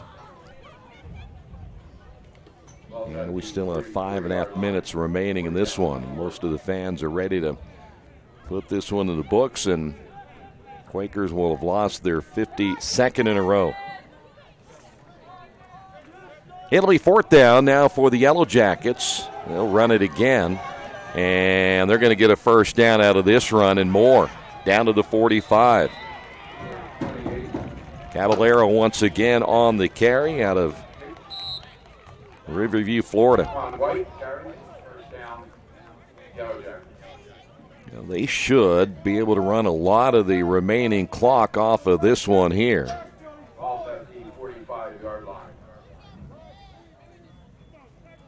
So football will be placed at the 45.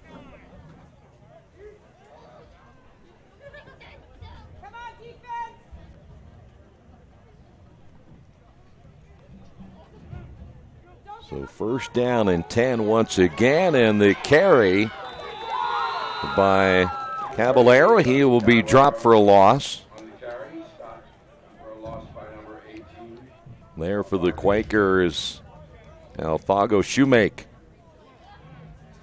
Quakers will lose 3 players off this team. We mentioned just 3 seniors. Question is retention and then getting a really good recruiting class if they can for next year. They need to get about 40, 45 kids and make this a program where they'll have 70, 75 kids. Another mix-up in the backfield. Well, I've seen that about 3 or 4 times today, but Caballero able to get something positive out of that, and we're down to 3:44. And who called the timeout? Earlham. Not sure why.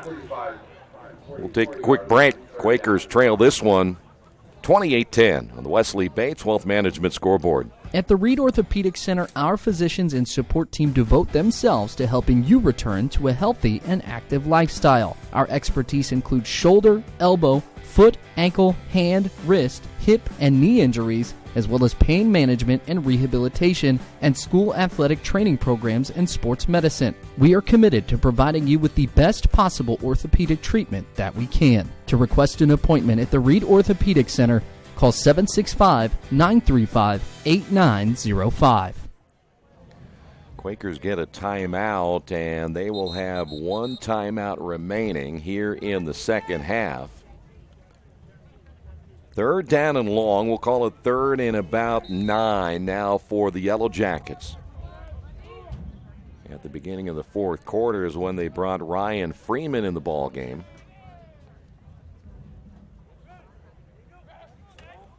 Freeman turned to his running back and then gave it to him, and a nice gain over the left side. Caballero, nice run again. He's putting up some pretty good numbers, and he almost got another first down. So if you're the Yellow Jackets, you have it fourth down at about a yard. Put it at the 36.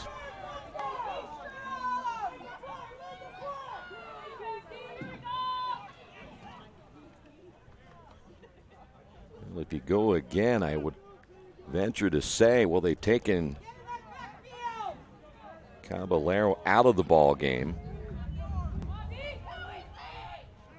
So he'll get a quick break under center, and this will be a running play. Yeah, you've seen that before, reaching out and getting the first down. Number 28, Shaquan White. And they should be able now to run out the rest of this clock as we've gotten under the 3-minute mark. The senior class, like we have now seen over the last several years, a senior class that is in danger of leaving this program without a win. Freeman again. Back in the ball game. It's going to be Caballeros. The ball comes loose. That was blown dead before the ball came loose. Back to the line of scrimmage. It'll be second down and 10.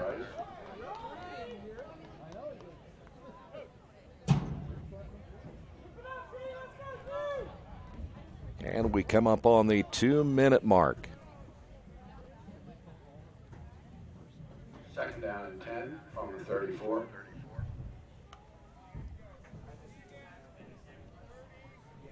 Well, the Yellow Jackets beating the Quakers again this year after winning last year at Defiance. Defense playing well here today. Quakers again struggling, though, on offense. Here's an end around by Dutch Blake. And unfortunately goes out of bounds with a minute 33. Tackle made by number 7, Jamel Barnes. Jamel Barnes getting a little chance to play some defense here in the second half. Normally a wide receiver for the Quakers in on defense. He'll play one of the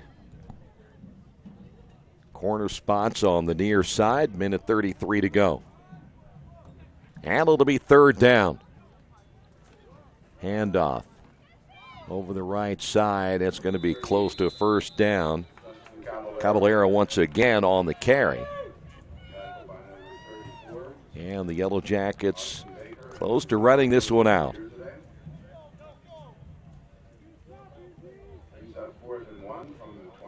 So fourth down and 1. Well, if they go under center, we know what they'll do. They'll run the football. I think they're going to run either way. You would think so. White stays in as the lone running back. They'll run down that play clock as far as they possibly can. It's down to 9. And now head to the line of scrimmage under a minute remaining. Freeman under center. Fumble the football. Ball still loose. Quakers will get it.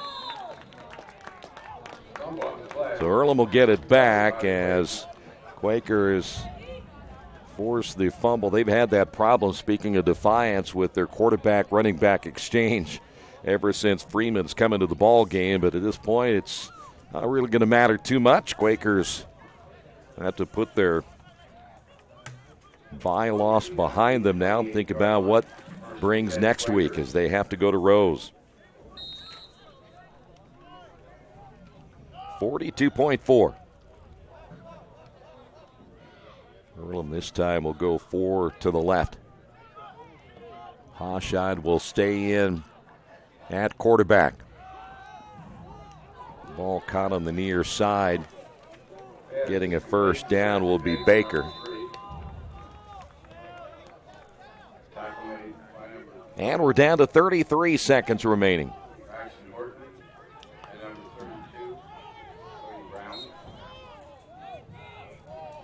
Quakers again trying to get to the line of scrimmage.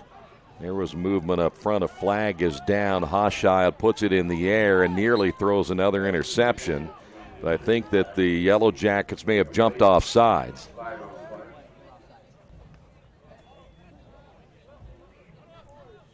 .4 remaining. Offside. Defense, number 92. So the penalty called on Rigo Villa.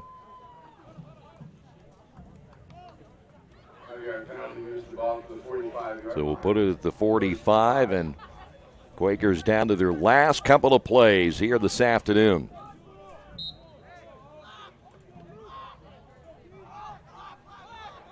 This time Earlham will go 4 wide, but split to each side evenly. Barnes makes the catch at the 49. Barnes at the 50 and then brought down. And Earlham's going to call a timeout again.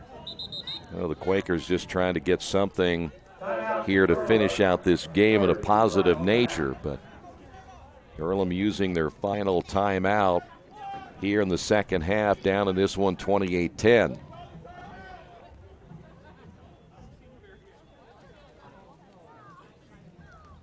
So as we said, next week the Quakers will travel to Rose-Hulman. That is a 1:30 kickoff time. Quakers will have their last chance of this 2018 season to get a win on the board.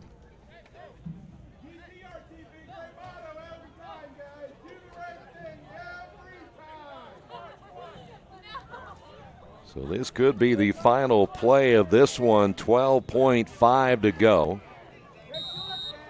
Empty backfield, 4 wide, or should say 5 wide, with 4 split wide to the left. Hoshide to throw.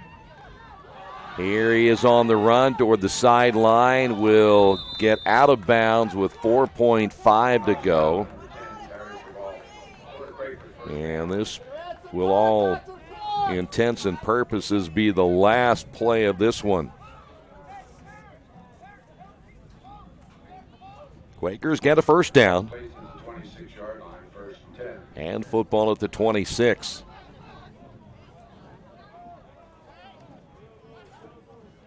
Quakers make a couple of changes. You see the shift to the left and to the right. Empty backfield once again. In the ball game, Morgan Dinwiddle, one of the 2 receivers to the right. Hoshide's going to throw to the end zone, and it's going to be intercepted. Picked off to end the ball game, and this one is in the books. Cody Drum-Turner gets the interception, and it's over. So the Quakers lose this one here today by a final of 28-10. With the loss, the Quakers now 52 in a row. Fall to 0-9 this year, 0-7 in the HCAC.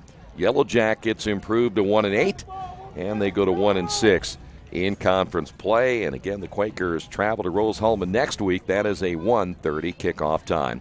Thanks for being with us. This has been Earlham Football and Radio Troy Digital Sports.